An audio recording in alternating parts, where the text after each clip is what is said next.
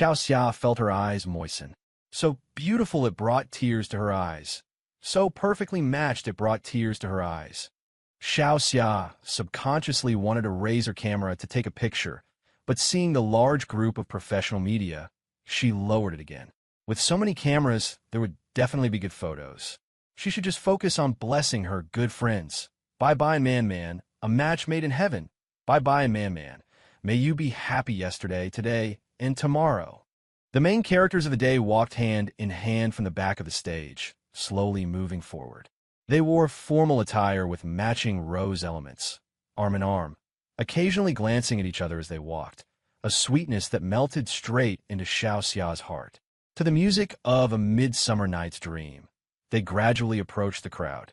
They stood under the gaze of chables, power, and flashing lights, poised and perfectly in sync.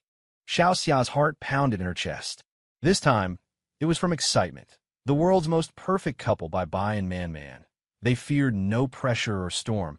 They paid no mind to the powerful figures in the audience. Because they only had eyes for each other. They stood beside the host. Wei Bai saw the big shots in the audience. These figures were indeed big, but Wei Bai's attention only lingered for a moment before shifting to his family and friends. He smiled at them, a silent greeting. In his line of sight, old Wei was particularly spirited today, looking as if he had shed 10 years. Old Wei and Ms. Wu were in a suit and a gown, smiling at him. His uncle and aunt wore outfits similar to Old Wei and Ms. Wu's, their faces bearing shy and honest smiles. Sitting beside his uncle and aunt, his older brother also looked quite presentable.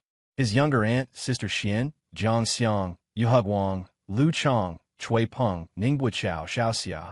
Wei Bai's gaze swept over everyone for a moment, and a huge sense of satisfaction suddenly filled his heart. At this moment, those tycoons at the long table were, to him, the least important. What was important was that his and Miss Xie's friends and family had come from all over to attend their engagement ceremony. He realized that being witnessed and blessed was such a blissful thing. Wei Bai held Miss Xie's hand in one of his, as if holding his entire world. With his other hand, he took the microphone from the host. According to the schedule, both he and Miss Xie needed to say a few words. Wei Bai had already prepared a draft, a rather official one that wouldn't go wrong. But at this moment, he suddenly changed his mind. After a few words of thanks and welcome, his hand holding the microphone paused slightly. Finally, I want to thank Miss Xie Yuman for coming into my life. He turned his head to look at his Miss Xie. I want to call you and tell you the weather is clear, to tell you I love you as people love hope and certainty. At that moment, even the string music faded. In the entire world, Xie Yuman could only hear this one sentence. The long tables with fresh flowers, the hall full of guests, the lights and cameras, the people with their various thoughts. At this moment, it all seemed to disappear. The entire world was reduced to this one person before her. Taking the microphone from his hand, Xie Yuman's eyes sparkled with a smiling glint. Finally, I want to thank Mr. Wei Bai for accidentally breaking into a life I wasn't particularly proud of. From that day on, my breathing became easier and the things I disliked lessened. What this world was like I didn't know. Until you came, only then did I know. This was my world in its awkward beginning. The flashbulbs flickered and thunderous applause erupted. Xiaoxia was so moved her eyes welled up with tears. So romantic. Beside her, Liao Yinan was also a little touched. This guy, does he always talk so sappily? Xiaoxia. It's not sappy at all. It was beautifully said. Liao Yinan. Getting all weepy over someone else's love story, but always clueless when it comes to her own. That's just like you, Xiaoxia. At this moment, I can feel your happiness even more genuinely. Miss Xia, please, you must continue to be happy. As the thought flashed through her mind, Hu Jingxian swirled the red wine in her glass and took a light sip. Why did she feel a little wistful? Perhaps it was because the girl who was once her inseparable companion would, after getting engaged, devote more of her time to her fiancé. But that Xie Yuman, even before she was engaged, just when she was dating, she was always ditching her. And what's more, even before they were dating, just during the ambiguous phase, she was meeting and chatting with Wei Bai every day, only managing to squeeze in a video call with her in her spare time. Damn it, what was there for her to be wistful about? But There was still a little bit of wistfulness, but there were more blessings. Blessings to you both. I just hope that when they propose and get married, they don't ask her to play the pipe again. Wu Ruxin was so happy she was wiping away tears. Xie Jiyu was so sad his eyes were welling up. On an occasion like today, he couldn't show any inappropriate emotions. When Xie Jiyu went on stage, his face was already beaming, as if he were incredibly satisfied with Wei Bai and this engagement ceremony. Next was the signing of the marriage contract.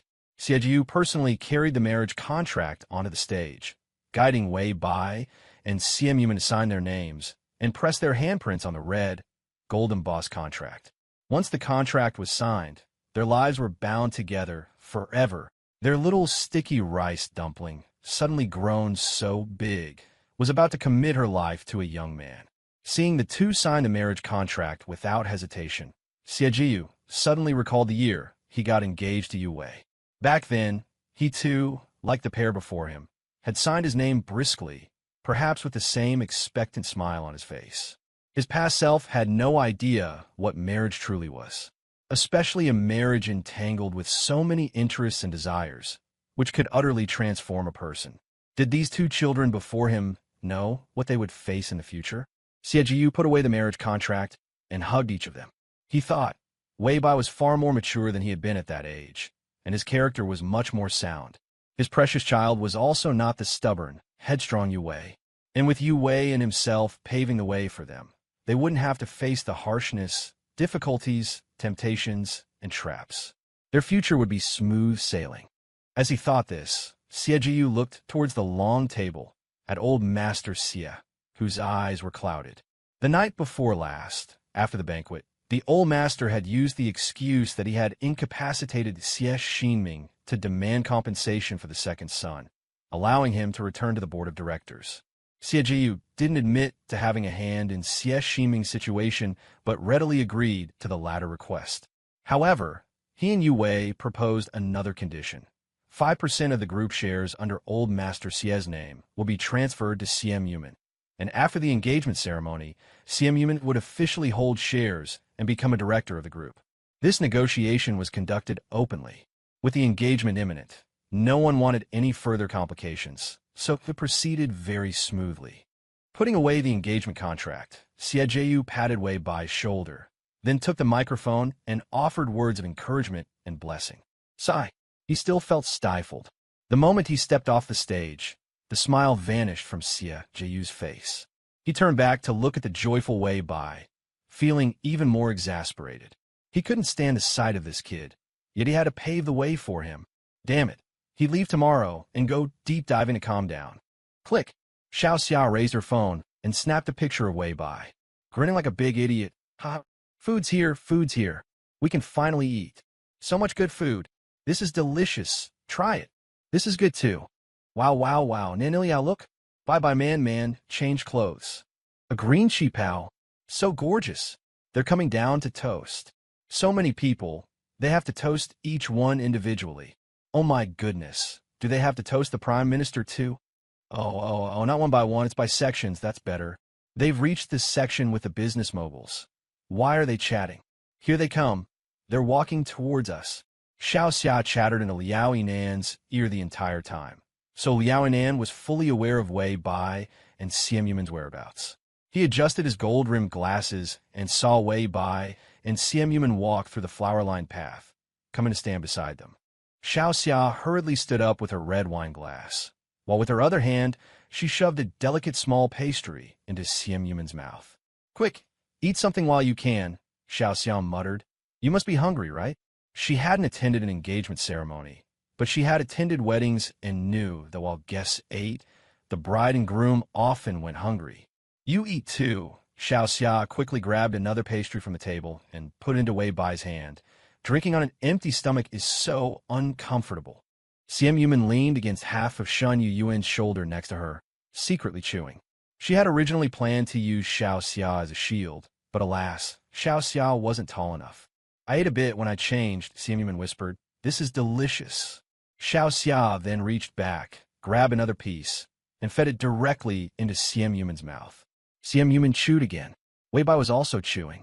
Although they had eaten a little while changing, they were still quite hungry. Replenishing their energy with their friends, the two continued their toasting rounds. After one round, Weibai had become immune to bigwigs, until he stood before the Prime Minister.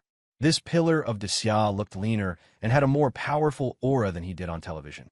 But at this moment, he seemed to resemble an ordinary, friendly elder. "Congratulations," the elder said with a smile, shaking Weibai's hand, then turned slightly to speak to Xieju. "Your son-in-law is very good." Xieju bowed slightly and offered some polite pleasantries with a smile. Weibai stood straight, a perfectly appropriate smile on his face. A few minutes later, phew, Weibai let out a sigh of relief. The toasts were finally finished. Next, the dignitaries gradually departed, leaving only family and friends to attend the after-party. At the same time, the media split into groups. One wave went to cover the after-party, while the other raced against time to prepare and publish their reports. Chapter 573 Hashtag Weibai Simuman Century Engagement Ceremony Hashtag. A 5,000 square meter garden was divided into different zones. A music zone, a dance zone, a dessert and champagne zone, a performance zone, a rest area. Throughout the entire garden, Weibai's Half a Rainy Day played in stereo surround sound. On the 3-meter-high water curtain wall, the lyrics scrolled continuously.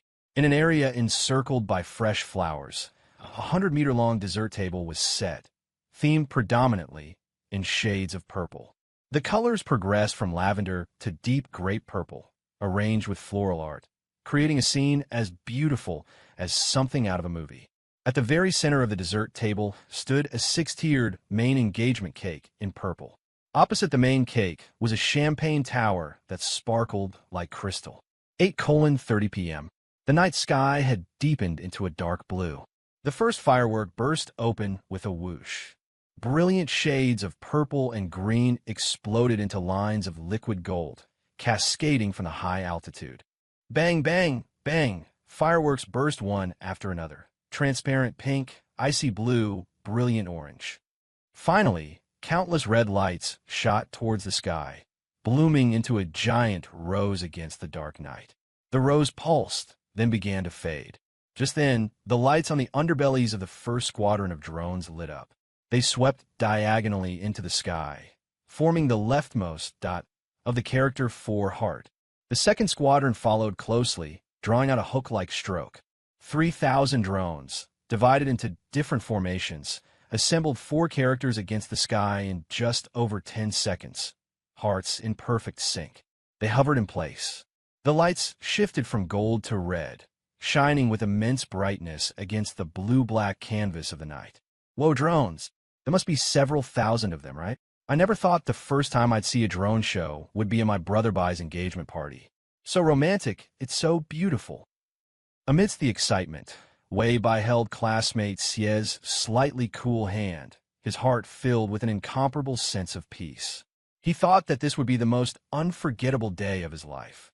But all the experiences of the night could not compare to the importance of classmate Xie's smile beside him. Today, they were engaged, with the entire world as their witness. He could feel that she was happy because of it. And he felt happiness from the engagement party itself, but also from seeing her happy. Classmate Xie. Weibai turned his head, looking at the stunningly beautiful face beside him. "We're engaged. From now on, you're my girlfriend and also my fiancé." Xie Mumin lightly stood on her tiptoes and, amidst the splendid and lively atmosphere, gently kissed his cheek. "Yes, we're engaged. My fiancé." Hashtag Weibai Simuman Century Engagement Ceremony. Hashtag Simuman Red Dress. Hashtag Weibai Simuman Emotional Moment. Hashtag 3,000 Drone Performance. Hashtag Xieji Songlet in the same frame. Hashtag Yue Yuli Rushin chatting happily. Hashtag Weibai's friends are literally me. Hashtag Zhuoyan, are you sure you should be sitting here? Hashtag that night. The trending topics list was completely dominated by the engagement ceremony. Of the top 10 trending topics, almost all were related to the event. Netizens were stunned. Wait, they're really engaged? I thought it was just a rumor. Holy crap, he's a sophomore getting engaged to the heiress of a top great Xia conglomerate. And I'm a sophomore who's never even held a girl's hand. Ah, so happy and so romantic. Hey, domestic idol dramas, take a look at this. The weddings you film are so lame in comparison. Okay. Damn, is this an engagement party? This looks more like the Great Xia Economic Summit, right? It's all VIPs of VIPs. It must be embarrassing in their circles not to have received an invitation. Huh, this venue. It can't be the main building, can it? Whoa, it seems the rumors about the capital's main building being privatized weren't false after all. How? Is that any different from the Forbidden City being privatized? Everyone's talking about how luxurious the engagement party is, but is no one noticing how perfect Wei Bai and Xiaomin are for each other? And the way they look at each other is just so full of love. They're totally a sweet and happy young couple. Holy shit, is that Princess Leia on the far side of the group photo? She's the crown princess of the United Kingdom of Northern Ireland. Leia posted on Instagram a photo with Wei Bai and Xiaomin. Her caption even says she was moved to tears. Damn, the international internet has exploded. This engagement party is being discussed all over the world. I see foreigners are trying to identify people. Those two in the white robes are princes from different countries. El Mayo, they look so alike, I can't tell them apart at all. Foreigners are all talking about the 3,000 drones, saying it's the drone power of the entire Great Xia nation. Ha ha ha, that's killing me. Blessings to CEO Wei and Miss Xia. Wishing you eternal happiness. So compatible, absolutely flawless. Wishing you a long and happy life together. I've been binge-watching all the videos of the engagement party online. Absolutely beautiful. Stunning. So there really are people in this world who are seriously in love. I believe in love again. Even the haters would have to wish them 100 years of happiness, joy, and bliss. Anyone who's been around the internet knows how rare it is to see such a harmonious and uncontroversial comment section. Almost everyone was stunned and moved by the engagement of the century, offering their blessings. Netizens were even frolicking all over the web, leaving comments on the posts of attendees who shared pictures from the engagement party. Our President Liu has really made it. He actually got a seat at the table. Old Li, you used to be the richest man, but not anymore. If you don't work harder, you won't get a seat at the wedding. Bro, at your age, it's time to hustle. Not for anything else, just to keep your seat at the table. One engagement party kept the entire internet buzzing for days. Every video and picture released by the media was hotly debated. Even Zhou Yin gained over 5 million followers amidst the frenzy, becoming a top-tier influencer on Douyin overnight. A metaphysician swore with confidence. I've read the charts for Wei and Xia. I can't reveal the specifics, but I can say that a major event must have happened between them last year, marking a turning point in their relationship. From then on, they entered the great destiny of the 9 purple departing fire, a fiery trial of love, the subtle movement of the Emperor's star, heavenly secrets transforming into prosperity, lotuses blooming with every step. With twin stars on the same path, they clicked at first sight. The star of romance is eternally theirs. The star of joy is ever present. The harmony of their union can overcome any misfortune. Wei Bai scrolled past it and casually gave it a like. Xiaomin also saw it and casually gave it a like. And just like that, the master went viral. The master woke up to find his Weibo had blown up. He slapped his thigh and hurriedly deleted the numerous photos of beautiful women he had reposted and saved. As an online metaphysics master, he latched onto every trending topic.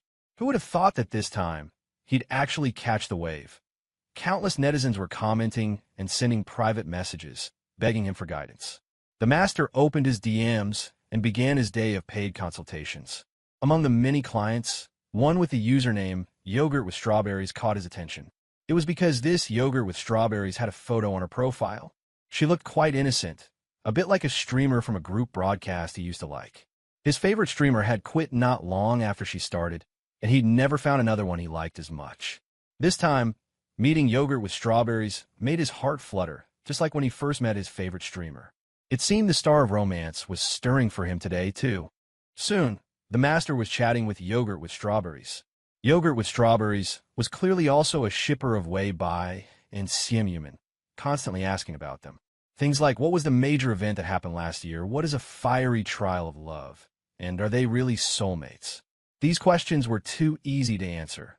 The master didn't even need to consult his notes to fudge his way through. Those two are definitely soulmates. As for the fiery trial of love, that was a villain Wei Bai was fated to encounter. Once you pass it, it's over. Nothing to worry about. Strawberry, send me a photo without makeup. I'm actually better at face reading than chart reading. Suya was not the person she used to be. She had become wary of strangers. She didn't send a photo, just quietly hugged herself and cried. She had thought that time would bring her news of Wei Bai and Xie Mumin breaking up. But what it brought were two cold, hard words, engaged. Such a high-profile, world-renowned engagement party. The overwhelming reports, praise, accolades, and blessings. How could she not see them? How could she not care? Tears like melting ice dripped onto her pillow. Suya thought her heart had gone numb to pain, but it ached again as if pricked by needles. She clicked on a video again. It was Wei Bai and Xie Mumin exchanging vows at their engagement party. She had watched it so many times, yet she was still watching, torturing herself as if by 1,000 cuts. I love you like people love hope and certainty. It wasn't until you arrived that I knew this was my world in its humble beginning. In the bullet comments, everyone was talking about how moved they were, wishing them happiness. No one knew that in a forgotten room in Lu City, there was a girl being burned by this vision of love, so tormented she couldn't break free. The master said that something major happened last year to change Wei Bai's destiny. That was Wei Bai's fiery trial of love, a fated encounter with a villain. Was she that villain? If Wei Bai hadn't gotten together with CM Yuman, would he have been afflicted by the clash of inauspicious stars? No. How could she be a calamity for Wei Bai? She was clearly the one who understood him and loved him the most. But, thinking of those dreams, Suya couldn't help but believe the master's words. In her dreams, Wei Bai had agreed to her request, giving up that insignificant campus recommendation spot, and from then on, everything was different. Wei Bai didn't get into Shanghai University, had no outstanding achievements, and certainly didn't found companies like Makeo Culture or Lingxi Technology. Everything was different, but she and Zhen Hongxian were glorious. They used the songs Wei Bai wrote, playing the part of a golden couple with a clear conscience. Tears fell, drop by drop, and Suya's heart ached with an unbearable pain. Twin stars, aligned as one. Wei Bai and Xie Mumin were the twin stars, and she, it turned out, was the story's malignant star, the inauspicious omen, the villain. It was another difficult night. Suya didn't know when she finally fell asleep. In a state of half-slumber, she realized she was dreaming. That dream that made her both proud and sad, revealing the man behind Suya and Zhen Hongxian, the true musical genius, Wei Bai. That's too absurd, Suya laughed. No one would believe that, right? From then on, Wei Bai fell into a deep depression. A depressed Wei Bai could offer no musical or emotional value. Suya gradually grew impatient with him. The pressure I'm under in my current position is immense. Bye-bye. Can't you try to be a little more considerate? It's not that I won't clarify things, but I need to find a right time. So, I was the only one who thought we were inseparable friends. In your eyes, gains and losses are so much more important than me. You're depressed, not paralyzed. Why can't you write any songs? Don't they say a state of depression is the best for creating? Suya watched herself spit out one unbelievable sentence after another, watching Wei Bai's condition worsen. No, don't let it continue. But if it didn't continue, should she clarify the truth? After clarifying, Suya would lose everything and become a pariah, scorned by all. In the beginning, she had only been swayed by Zhen Hongxian, begging Wei Bai to let her take credit for just one song. But now, there was no turning back. Suya heard her in the dream, thinking this.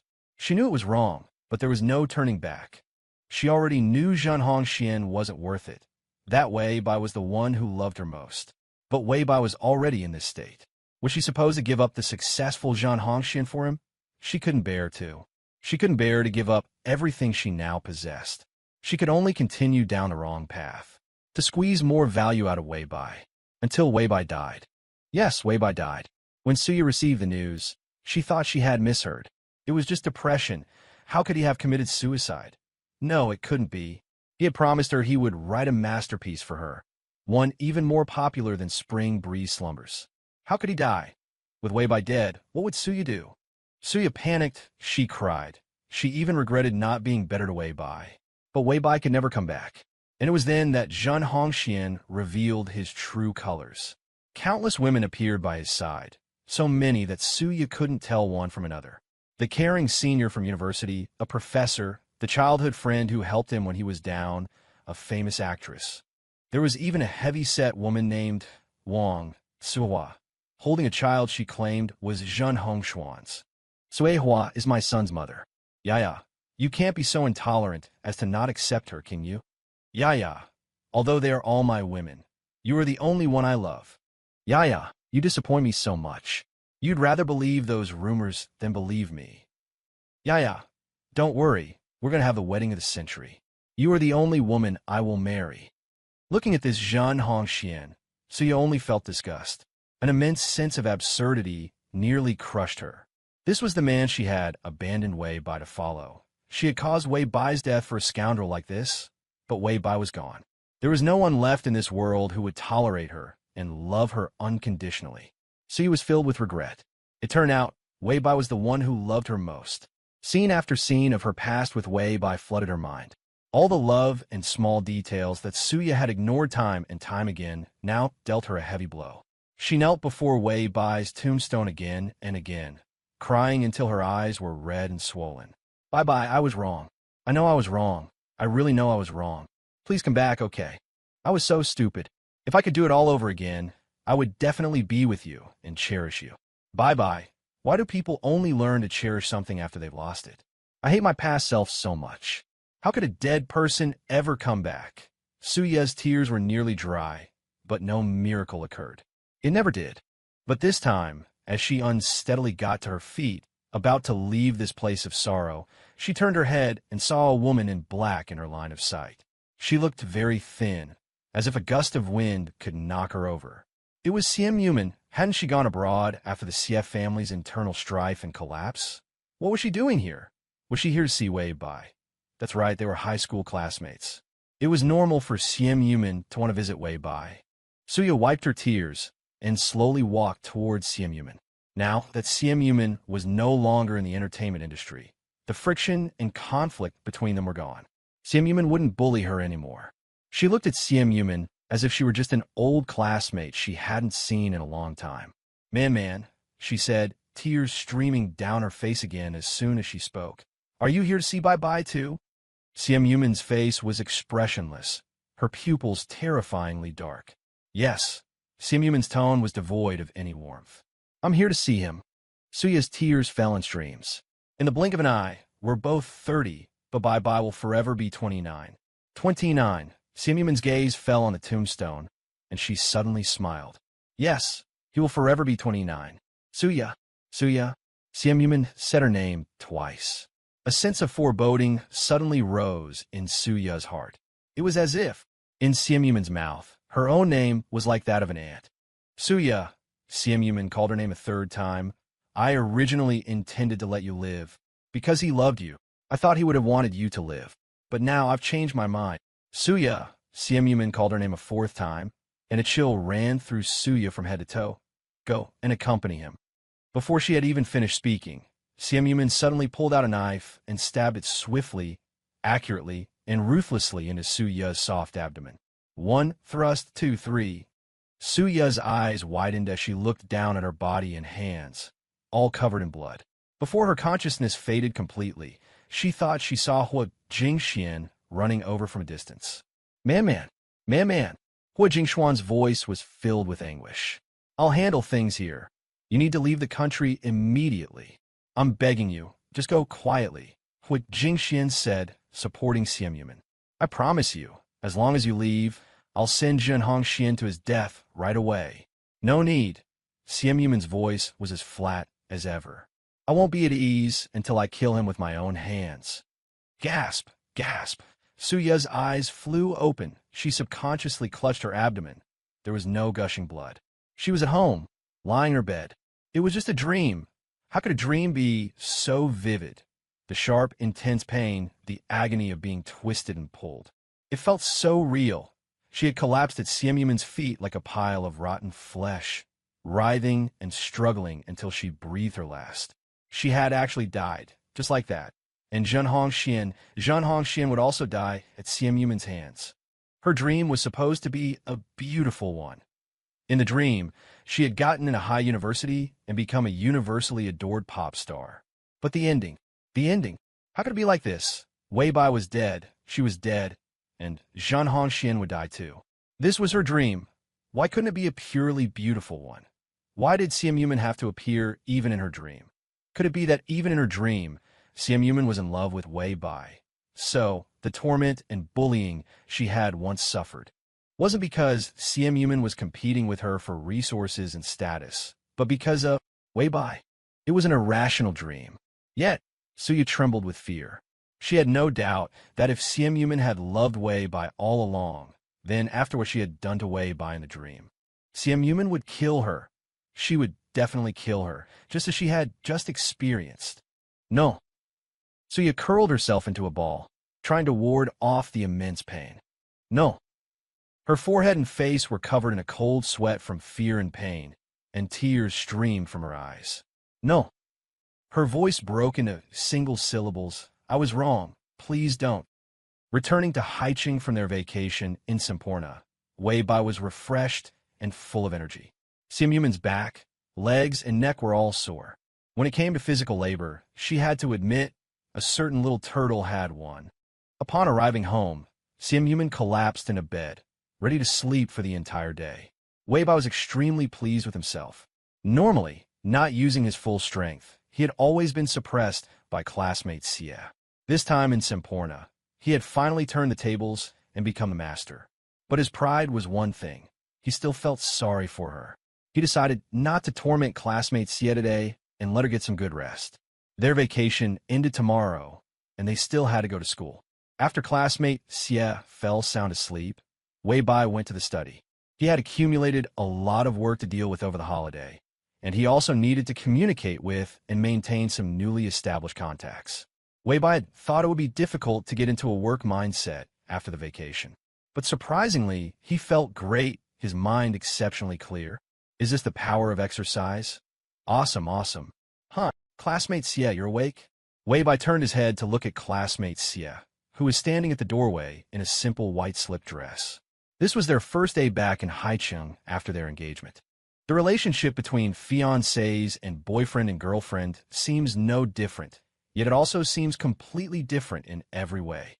For example, right now, looking at classmate Xie like this, what Wei Bai thought wasn't my girlfriend is so beautiful, but my wife is so beautiful. That's right, he had a wife. What, fiancés don't count as husband and wife? What do people who don't even have a girlfriend know about being engaged? Wei Bai wrapped up his work, swept his still somewhat drowsy fiancée into his arms, and returned to the room. Xian Yuman. Wei Bai. Work was a bit tiring. Let's get some exercise. Xian Yuman. The next day, Wei Bai transformed from the fiancée of a conglomerate's heiress and the star of the wedding of the century back into a university student. This time, the attitude of his classmates in the lecture hall had undergone another major shift. Wei Bai was already used to it. In the past, after the Lingxi live broadcast and after his identity as a singer was exposed, he had received similar treatment. It was just that this time, the treatment was more intense. The professors in every class expressed their congratulations to him. Consequently, Wei Bai received even more complicated looks. Based on Wei Bai's understanding of his classmates, these looks were definitely not jealousy, but a kind of reverence for a true god. Yes, after getting engaged, Wei Bai had gotten a little carried away. On a matter of me, getting engaged to the world's #1 fairy at the age of 20. What's it like to have a bumper crop in both love and career at 20? Being on the trending topics too much and having too much popularity is also a kind of trouble. It took Wei Bai a few days to calm himself down and return to his usual gentle and calm demeanor. He went back to his state of running between Haidai University, Lingxi, and Mukeo culture. Time passed quickly, and in the blink of an eye, it was mid-November. The t-shirt on his back became a sweatshirt, and the backpack he carried was swapped for an autumn/winter model that classmate Xie had prepared for him. Wei Bai, wearing a sweatshirt and carrying a backpack, looking every bit a university student, went to Haidai Affiliated Hospital to attend the second phase delivery ceremony for Lingxi. This month, The details of the collaboration with Huasheng were basically finalized, and Lingxi's second batch of equipment was about to be delivered and put into use. Besides Haidai affiliated hospital, Lingxi also provided equipment and solutions to 5 other grade A tertiary hospitals in Haicheng. Due to tight production capacity and manpower, they hadn't yet collaborated with hospitals outside of Haicheng. However, this was already in the plans. Weibai had already negotiated a collaboration with the Haicheng government. Next spring, construction on the Lingxi headquarters would begin in Haicheng's Ruishan district. This construction project had 2 main goals. First, to establish an excellent office environment, and second, to build a world-class, high-end, precision laboratory. Once the Lingxi office park was completed, the team expanded, Lingxi solutions were continuously upgraded, and with the addition of Huasheng's mature production lines and capabilities, production capacity would naturally catch up. Weibai mentally reviewed his 5-year plan. In a little over 20 minutes, the rideshare arrived at Haidai affiliated hospital. The handover ceremony was simple. It officially started at 3 o'clock and was over in less than an hour. For the remaining time, Weibai strolled around the rehabilitation area, observing the application of Lingxi's technology on site.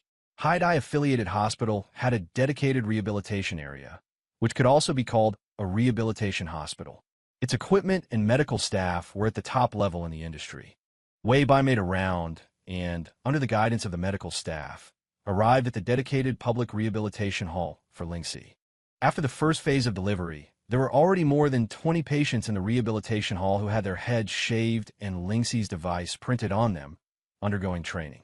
They all seemed to be in good spirits and were very focused. No one even noticed Weibai's arrival. In a corner of the hall, Deng Honyuan was training to control a robotic arm to type. For patients who had lost their ability to speak, using a brain-computer interface to control a robotic arm for typing was almost the only way to connect with the world, so an especially large number of people were practicing typing. However, to Weibai's surprise, there was a phone set up in front of Deng Honyuan. Was he live streaming? Weibai walked to Deng Hongyuan's side, craned his neck to look, and saw that he was indeed live streaming. He didn't appear on camera to disturb Deng Hongyuan's rhythm. Instead, he stepped aside and searched for Deng Hongyuan's stream. A nurse chatted with Weibai. After Lingxi's debut live stream, netizens all encouraged Brother Deng to stream to cheer him on. We also encouraged him to do it, thinking it would give him more motivation. There were a lot of people at the beginning, and Brother Deng could earn a little money. But his streams were just him practicing typing, so over time, not many people watched anymore. Netizens, the nurse side, they all like new and interesting live streams. Listening to the nurse, Weibai watched Deng Hongyuan's live stream intently. The camera was a bit blurry and the angle was off. It only showed the robotic arm, not the typing screen. There were very few viewers and bullet comments, only some words of encouragement. Weibai watched for a while before messaging Fei Wenxian to ask if she was available. After receiving a positive reply, Weibai left Haida affiliated hospital and headed to Mukeo Culture. Deng Honyuan didn't know Weibai had come. It was only 3 days later that he received a partnership proposal. The proposal was read to him by a family member. Weibai's Mukeo Culture wanted to sign him and make him an internet celebrity. Deng Honyuan, moving his mechanical arm with difficulty, typed out a single word, no. He had been live streaming for some time, and his streams had hardly any viewers. And now Weibai wanted to make him a celebrity, not charging him a dime and even offering a base salary. He knew in his heart that this was just Weibai's way of helping him. As Lingxi's first publicly announced test subject, Lingxi had provided him with a free brain-computer interface and rehabilitation plan. Lingxi and Weibai had already helped him so much. How could he just take their money for nothing? Seeing that he was unwilling, his parents didn't press him further. It was a nurse who, while giving him a 4 drip, said, CEO Wei came to see you a few days ago. He saw you were streaming and left without a word. But before he left, he told me that you, Brother Deng, would become a huge internet celebrity, and that he was counting on you to make him money. Deng Honyuan was stunned. How could a person like him become a huge internet celebrity? By online begging. He may have lost his arms and legs, but he wouldn't stoop to that.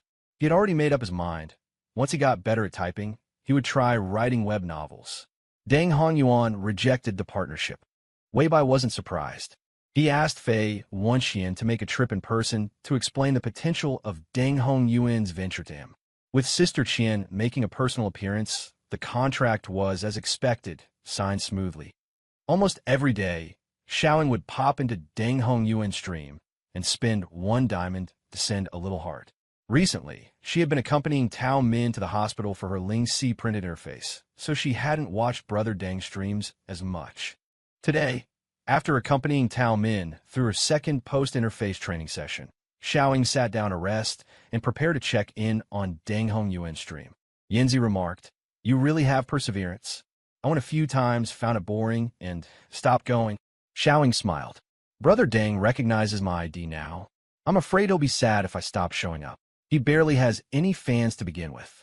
If we all leave, it might affect his mood for his rehabilitation training." Hearing this, Yanzi thought of Tao Min and immediately pulled out her phone. "You're right. I'll go cheer Brother Deng on too." "Huh? Xiaoying, did I enter the wrong stream? Why are there so many people?" Yanzi exclaimed.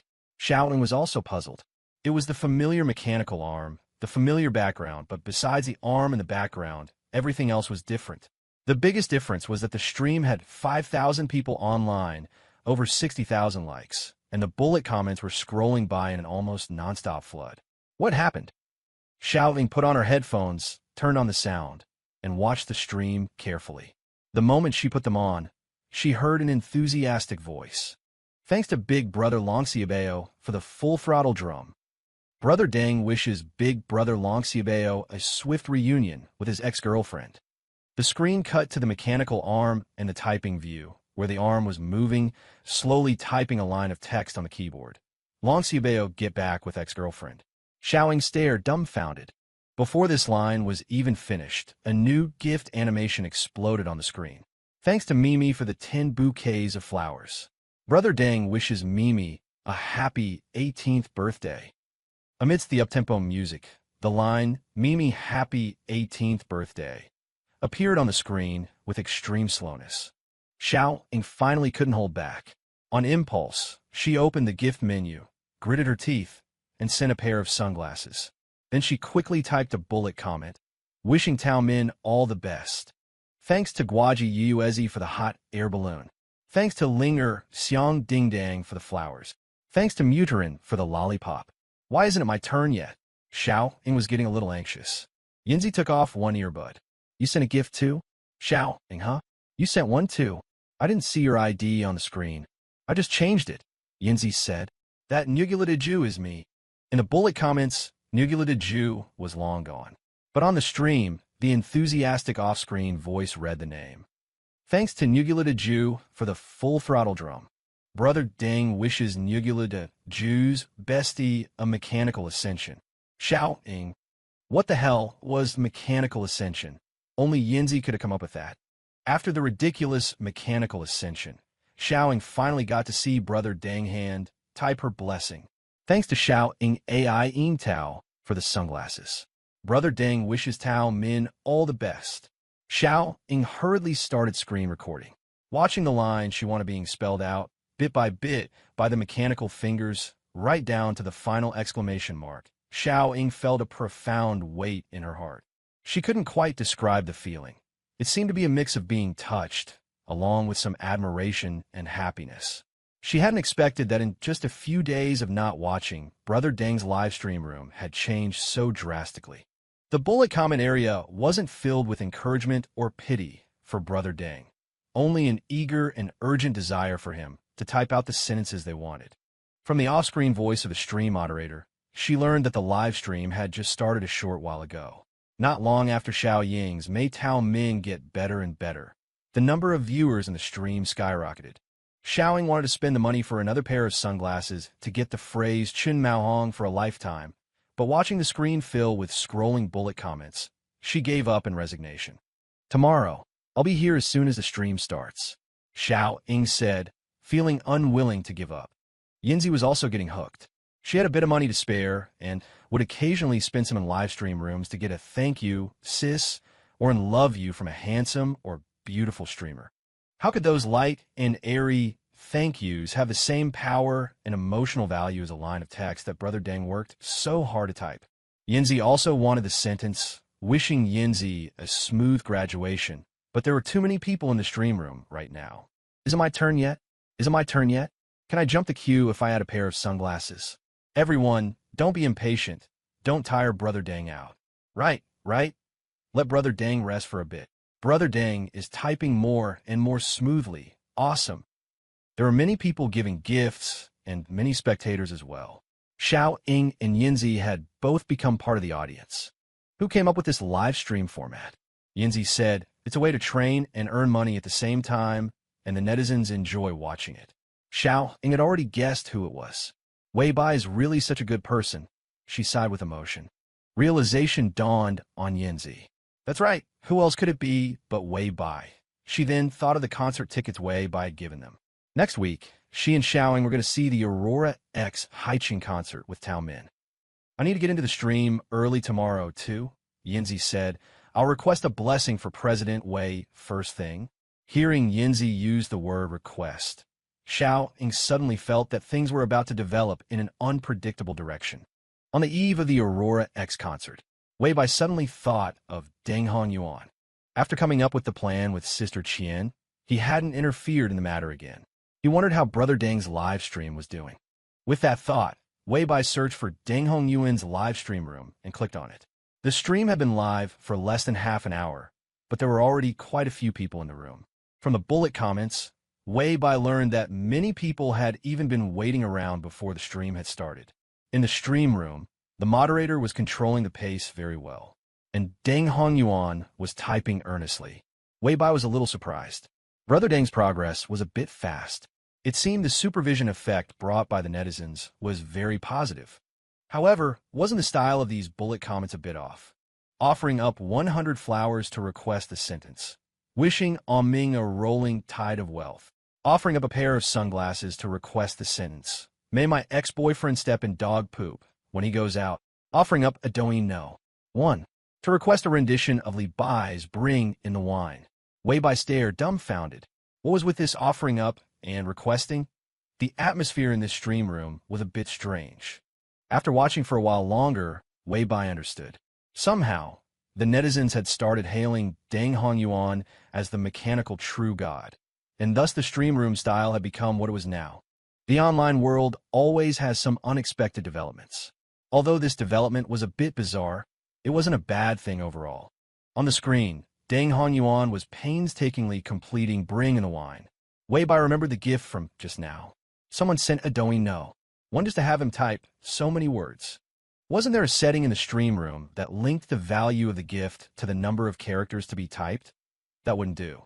It would make the guests who gave larger gifts feel it was unfair. With that in mind, Wei Bai clicked the gift button in the bottom right corner, preparing to investigate the gift values himself. His gaze swept line by line and landed on Douyin no. 1. The number indicated below it, 10001. Wei Bai. He didn't watch live streams, so naturally, he didn't know the value of the gifts. He never expected a Douyin no. Want to be so expensive. Never mind then. Everyone, as you were. Brother Deng, take your time typing. Wei Bai exited the live stream room and went downstairs with classmate Xie for dinner. A new clay pot restaurant had just opened at the bottom of their apartment complex. It tasted wonderful, and the two of them had already eaten there twice in 3 days. After finishing off the signature pork rib pot and the spicy catfish pot, the two walked home holding hands. On the way, Wei Bai told classmate Xie about Deng Hongyuan's live stream room. Xie Yumin found it interesting and also clicked into the stream to watch after getting home. She planned to send a Douyin no. One to have Deng Hongyuan type out a blessing for her and Little Turtle. Unexpectedly, as soon as she entered the stream room, she heard the moderator shouting, "Thanks to Xiao Ying loves cherries for the hot air balloon. Brother Deng wishes Wei Bai and Xie Yumin to be together forever." Xie Yumin froze. Immediately, she heard the stream moderator say, casually, "Is the Jew a fan of our CEO Wei and the boss's wife? They've been here for several days in a row to send their blessings." Soon, Xie Yumin saw a scrolling comment from Xiao Ying loves cherries reply, "Yes, yes." Then, another person named Neohu Ju also followed up by gifting a hot air balloon. Neohu Ju, following suit, wishing Wei Bai and Simp Yuman forever. Watching the gift animation explode on the screen, a small, dimpled smile appeared on Simp Yuman's face. Xiaoying loves cherries, very good. Neo Herdiju, very good. So she opened the gift menu and sent a peak of glory worth 28,888. The stream moderator's voice trembled. Thank you, for the peak of glory from classmate Xia. Classmate Xia wishes Xiaoying loves cherries and Neo Herdiju that all their dreams may come true. In different dorm rooms, Xiaoying and Yinzi stared at the stream on their screens at the same time, their eyes wide in disbelief. W.A.? This classmate Xia, was she the classmate Xia they thought she was? They clicked in her profile, and it was her main account. Oh my god. A peak of glory, just to wish them that their dreams come true. How could there be such a beautiful and kind-hearted fairy? Xiaoying hugged her phone, her heart overwhelmed with emotion. But why would classmate Xia bless them? Was it because they had wished Wei Bai and Simp Yuman forever? Xiaoying murmured. It seems classmate Xia is even more in love than the rumors say. The next day, the day had finally arrived. The Aurora X Haichung concert that Xiaoying had been long awaiting. She liked Chun Mao and wanted to see his concert. But to her, the greatest significance of this concert wasn't because Xiaoying wants to see it, but because Tao Min wants to see it. For a girl with ALS who could only get around in a wheelchair and had almost lost her ability to speak, going to a concert sounded very difficult. But as long as the girl herself was determined, the other difficulties weren't really difficulties at all. On this day, Xiaoying was full of energy from the moment she woke up. In the afternoon, she first met up with Yinzi, and then they went to Tao Min's house together. They helped Tao Min pick out a beautiful outfit to wear, and the makeup artist arrived as well. Tao Min was very surprised.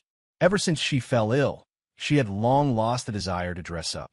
Today, because she was going to see Chen Mao, she put on a pretty dress she hadn't worn in a long time. But she hadn't expected her friend to have also booked a makeup artist. Xiaoying persuaded her. We have insider tickets. Our seats are very close to the front. Chen Mao will definitely be able to see us, so we have to get all dressed up.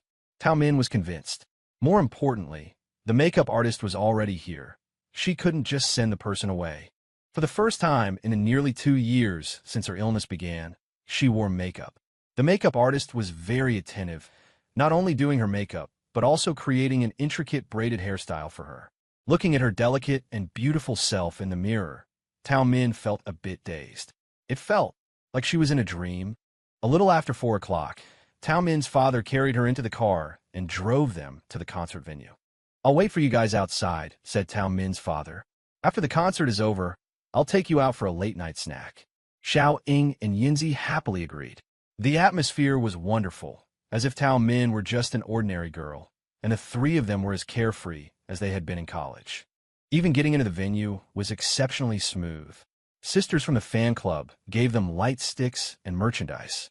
A staff member came out to receive them, pushing Tao Min's wheelchair and leading them to their seats. Xiaoying and Yinzi followed behind the wheelchair the entire time, unable to even lend a hand. Why do I feel like we haven't helped with anything at all? Yinzi said. Xiaoying, we really haven't helped with anything. The chaos and mayhem they had anticipated never happened. Everything was incredibly wonderful. Yinzi exclaimed. It must be because the smooth concert journey I prayed for in God Dang stream worked.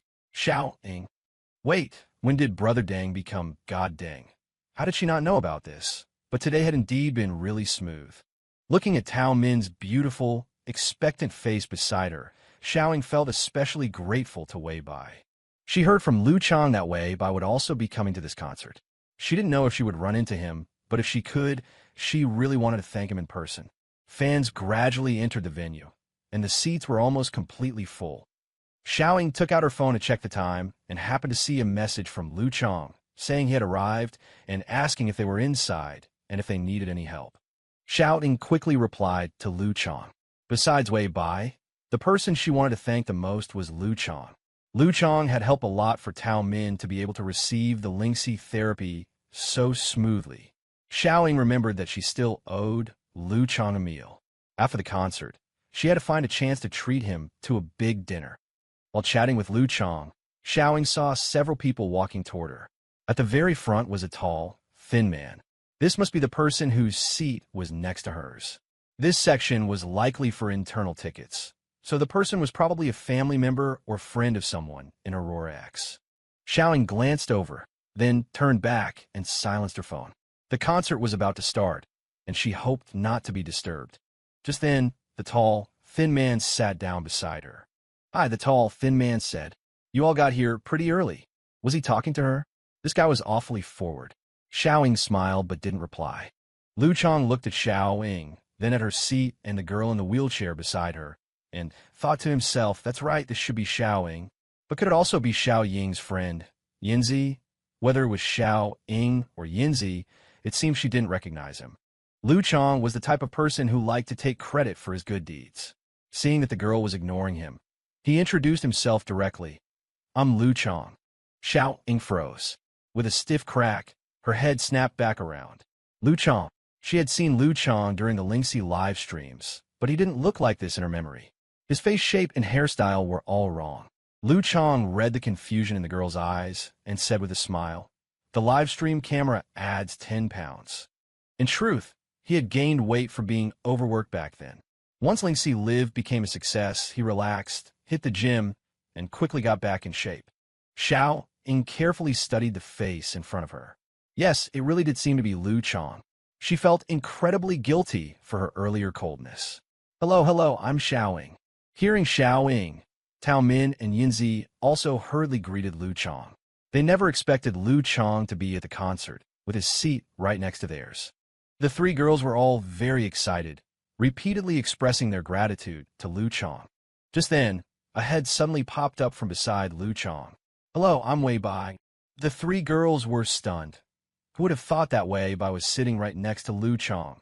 They were so excited that for a moment, they were at a loss for words. Xiaoying was the first to react, saying thank you several times. She had just been thinking that if she ever met Wei Bai, she had to sincerely express her gratitude. But now that she had really met him, she couldn't seem to say anything besides thank you. Or rather, it felt as though no words could express the depth of her gratitude. "Sister Xiaoying," Wei Bai said with a smile, "my mom has told me about you. According to her, we even did our homework together at the same mahjong parlor when we were kids." Xiaoying was dumbfounded. Suddenly, she understood. Wei Bai must have noticed her nervousness and said that to put her at ease.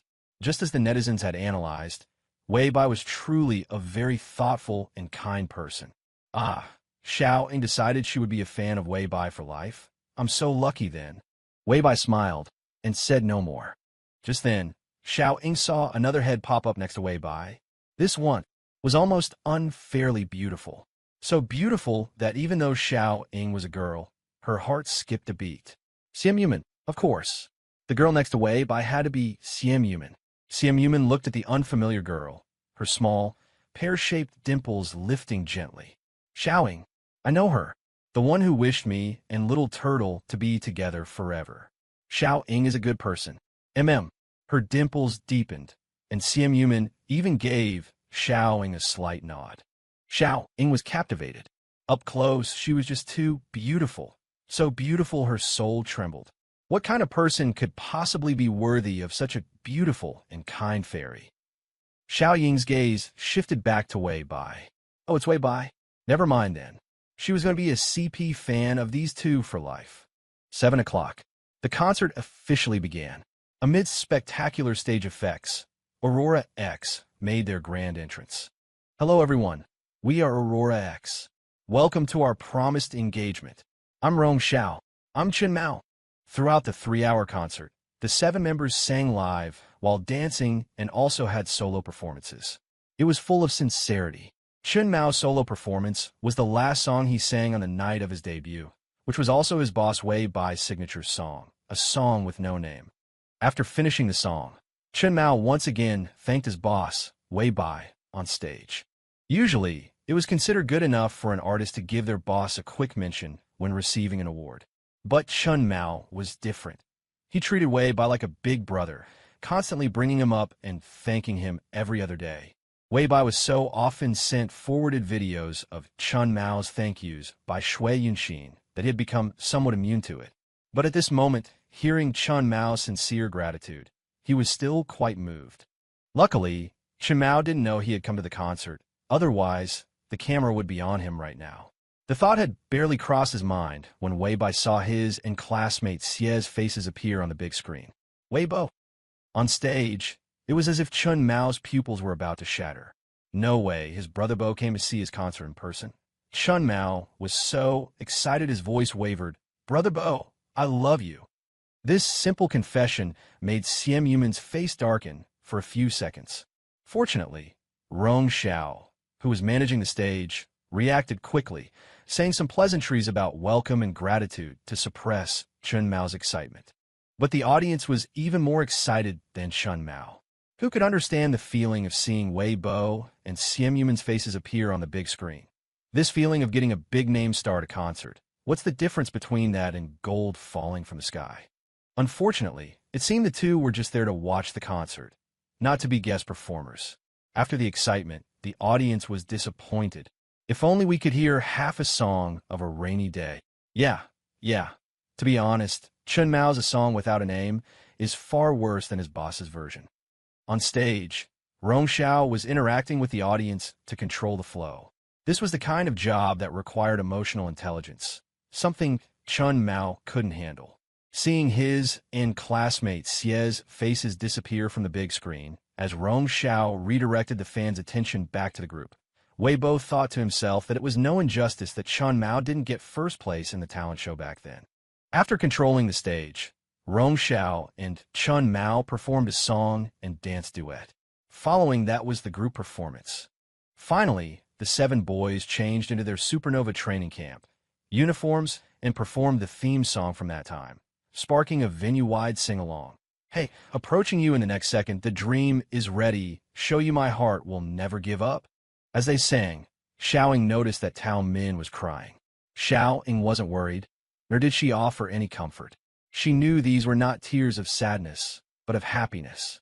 Under the dazzling lights and cheerful music, Xiaoying and her friends gently waved their glow sticks. She suddenly recalled that when she first started following Chen Mao, she didn't know about Wei Bo, let alone Lingxi. But fate was like a thread connecting everything. And so, it led to today, to this concert that would be unforgettable for the rest of her life. Chen Mao was a bit more mature than when he first debuted. His singing and dancing skills had improved exceptionally fast, and he was as relaxed as a superstar on stage. Only when he spoke did he still have the same cringy and silly air as before. Xiaoying thought to herself, she would be Chen Mao's fan for life. Wei Bo's strict selection, he'll definitely never have a scandal. When the concert ended, it was already past 11 o'clock. Wei Bo and Xian Yuman left the venue with Xiaoying and the others, preparing to go home in Lu Chang's car. Tao Min's father had been waiting at the exit, and he breathed a sigh of relief when he saw Xiaoying and Yinzi pushing Tao Min out. After seeing them say goodbye to a few people, Tao Min's father walked over, patted Tao Min's head, and asked, "Were those people just now your friends?" He didn't get a clear look at their faces, but why did they seem a little familiar? Xiaoying. It was Wei Bo, Xian Yuman, and Lu Chang, Tao Min's father. He quickly turned around, wanting to thank the young people in person. But when he looked back, their figures had already vanished into the darkness. He silently turned back and pushed Tao Min's wheelchair. Min, did you thank them properly in person? Tao Min made a muffled sound. Yes. From that yes, Tao Min's father could hear his daughter's joy. Perhaps it was joy from seeing Wei Bo, or perhaps it was joy from the concert. But in the end, they were actually the same thing. They were both sources of spiritual support for Tao Min. He swallowed back the urge to cry and said with a choke in his voice, "Good, that's good. When this Watsit called X holds another concert, we'll come again."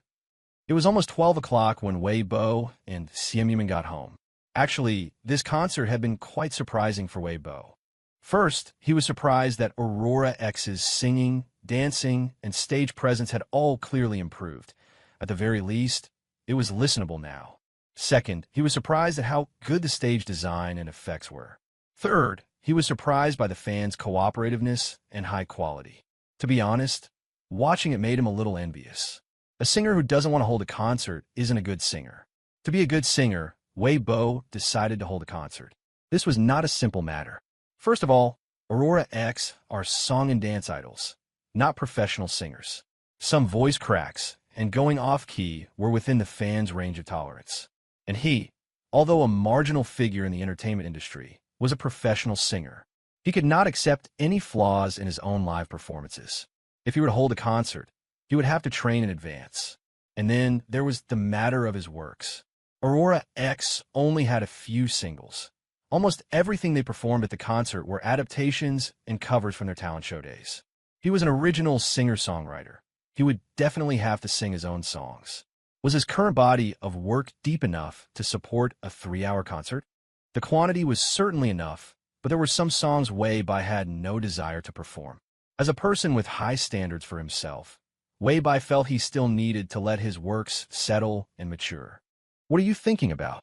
Siam Yuman asked as she walked out of the bathroom after removing her makeup and showering, seeing Wei-Bai spacing out. "I was thinking, when should we hold our concert?" Wei-Bai came back to his senses and smiled. Siam Yuman unwrapped the towel from her hair, and a fresh fragrance drifted to Wei-Bai's nose.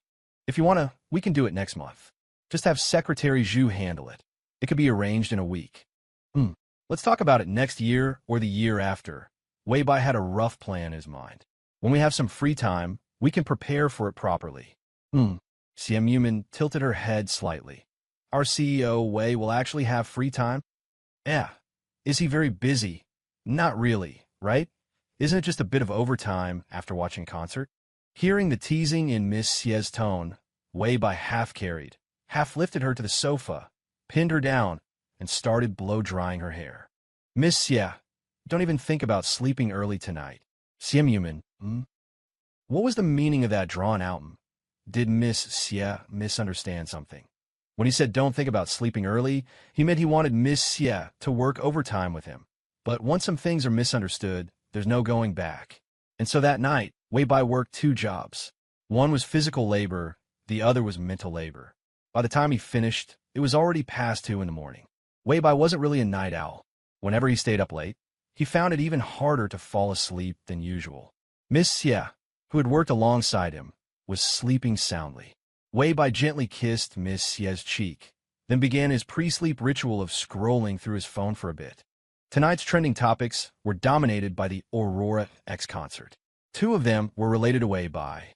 One was hashtag Wei-Bai, and Siam Yuman spotted at Aurora X concert. Hashtag the other was hashtag Chun Mao's heartfelt confession away by hashtag Wei-Bai. Fortunately, his and Miss Xie's couple image was deeply ingrained in people's minds.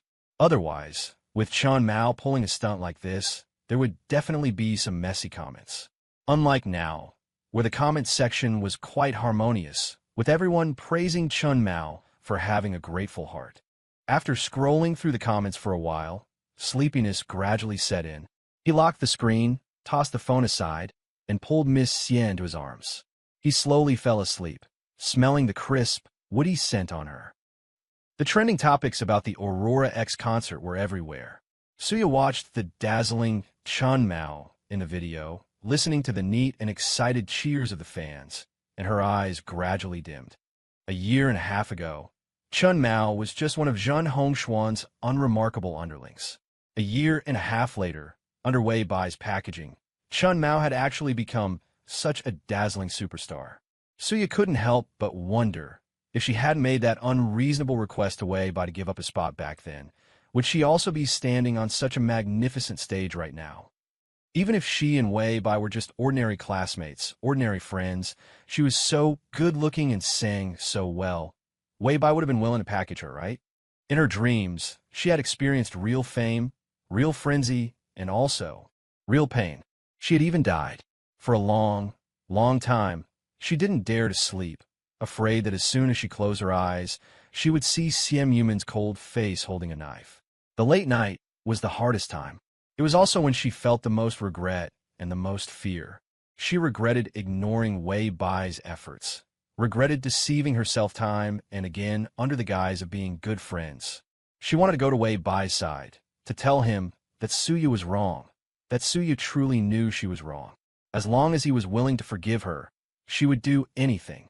But her abdomen hurt so much, it was as if a knife was cruelly churning inside. All her internal organs were being shredded, spilling out from the wound like rotten meat. Her forehead and back were covered in cold sweat, and even her teeth were chattering in fear. No, don't. Suya gasped for breath in big gulps. She didn't dare. She would never dare to get close to Wei Bai again, because she knew that CM Yuman was a lunatic, that CM Yuman would kill her. Getting into high university, becoming a star, all had become unattainable dreams. Suya clutched her stomach, her body trembling. I want to go to school. Yes, I want to go to school far away from them. Suya is repeating the year again. In the dorm, Xiaoxia was on a video call with Liao Yinan. Wu Tsong told me she yelled at Suya, and Suya saw the light. She was planning to go to university and study properly, but she never registered, so her admission was canceled a long time ago. She had no choice but to repeat the year. Her grades used to be so good, Xiaoxia sighed. Now, I just hope she can get in next year. Liao Yinan, like Xiaoxia, loved to gossip, but he had no interest in gossip about Suya. It was boring, nothing worth hearing. Didn't you dislike Suya? Liao Yinan asked. Xiaoxia shrugged. I don't like her, but I don't want to see her living in a wretched state either. Aren't you afraid she'll test in a high university? Liao Yinan asked. Xiaoxia gave a mysterious smile. Wu Tsong said that for some reason, Suya is dead set on getting far away from Haicheng. She gets triggered at the very mention of high university and says she would die before coming here. She even has an aversion to Lucheng now. Her mom went with her to transfer her household registration back to her hometown so she can repeat the year. Liao Yinan said, "Oh," bringing the topic to a close. But Xiaoxia suddenly remembered something else. Right, Wu Tsong told me that Suya gets triggered by Zhan Hongxian too. She said it just occurred to her to ask Suya if Zhan Hongxian was getting out of prison soon. Suya immediately flew into a rage, saying she had nothing to do with him. She even begged Wu Tsong not to tell Zhan Hongxian that she had transferred schools and moved back to her hometown. Liao Yinan had almost forgotten about Zhan Hongxian. Hearing Xiaoxia bring him up, he recalled that many girls in their high school class used to have a crush on Zhan Hongxian, calling him his school bully heartthrob. Liao Yinan didn't dare to associate with a heartthrob, and school bully was even more of a joke. Their high school was famous for its excellent discipline. How could there possibly be a school bully? Thinking of the past, Liao Yinan found it absurd. But after starting university and meeting people from all over the country, he had come to the deep realization that there were plenty of oddballs even among geniuses. The biodiversity at Jingda University was beyond imagination. Therefore, the oddball Zhan Hongxian no longer seemed like a big deal in his eyes. After all, there weren't many normal people in this world, but weirdos were countless. Suya and Zhan Hongxian were just a topic they chatted about and forgot. The conversation between Liao Yinan and Xiaoxia shifted to the oddballs they had met in university. Man has a classmate, that first roommate she had, remember? I told you about her before, the one who got into a fight with Yuan on the first day of school and demanded to switch dorms. Yes, that's the one who thought Yuan looked down on her.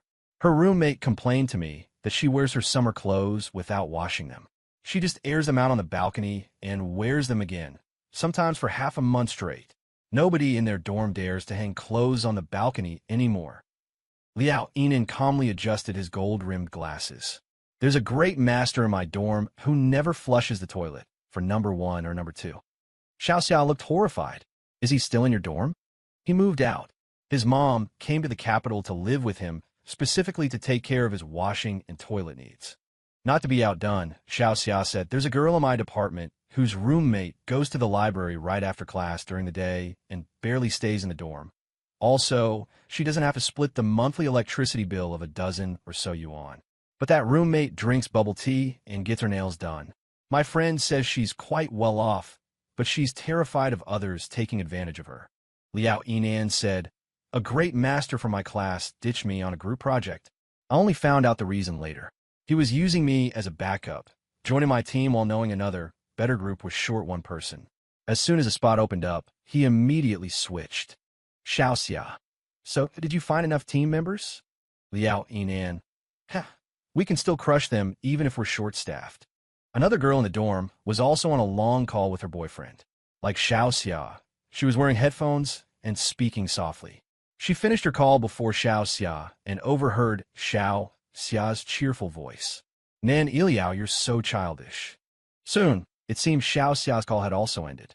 The roommate pulled back her bed curtain and looked enviously at Xiao Xia, who was diagonally to her left. Xiao Xia, you and your boyfriend have such a great relationship. Unlike her, she had been fighting with her boyfriend frequently lately. She felt like they were on the verge of breaking up. Both relationships had carried over from high school, and both were long distance. How was Xiao Xia's relationship with her boyfriend so good? Although they sometimes fought, the roommate felt that it wasn't really fighting, more like kindergarten squabbles. Xiao Xia was charging her Bluetooth earbuds. Hearing her roommate's words, her immediate instinct was to deny it. How was her relationship with Nan Iliao good? They fought all the time, and he often infuriated her. A relationship like Bai Bai and Man Man's was what you'd call good, right?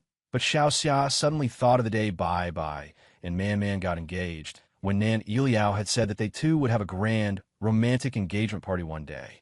She thought of the endless things they had to talk about, and their many, many dreams of a future together. She thought of their future dog, Pumpkin, and their future cat, Tang Yuan. Yeah, Xiao Xia smiled. My boyfriend and I are the best in the world. If Xiao Xia had been modest, her roommate would have only felt worse. But hearing Xiao Xia's cheeky tone, she actually felt a little relieved. All right, you and your boyfriend are the best in the world. Xiao Xia, of course. Even though Nan Iliao's rapping was still terrible, what did it matter? When you really like someone, you won't care if they can rap or not. Autumn was Xiao Xia's favorite season, but autumn always passed by especially quickly.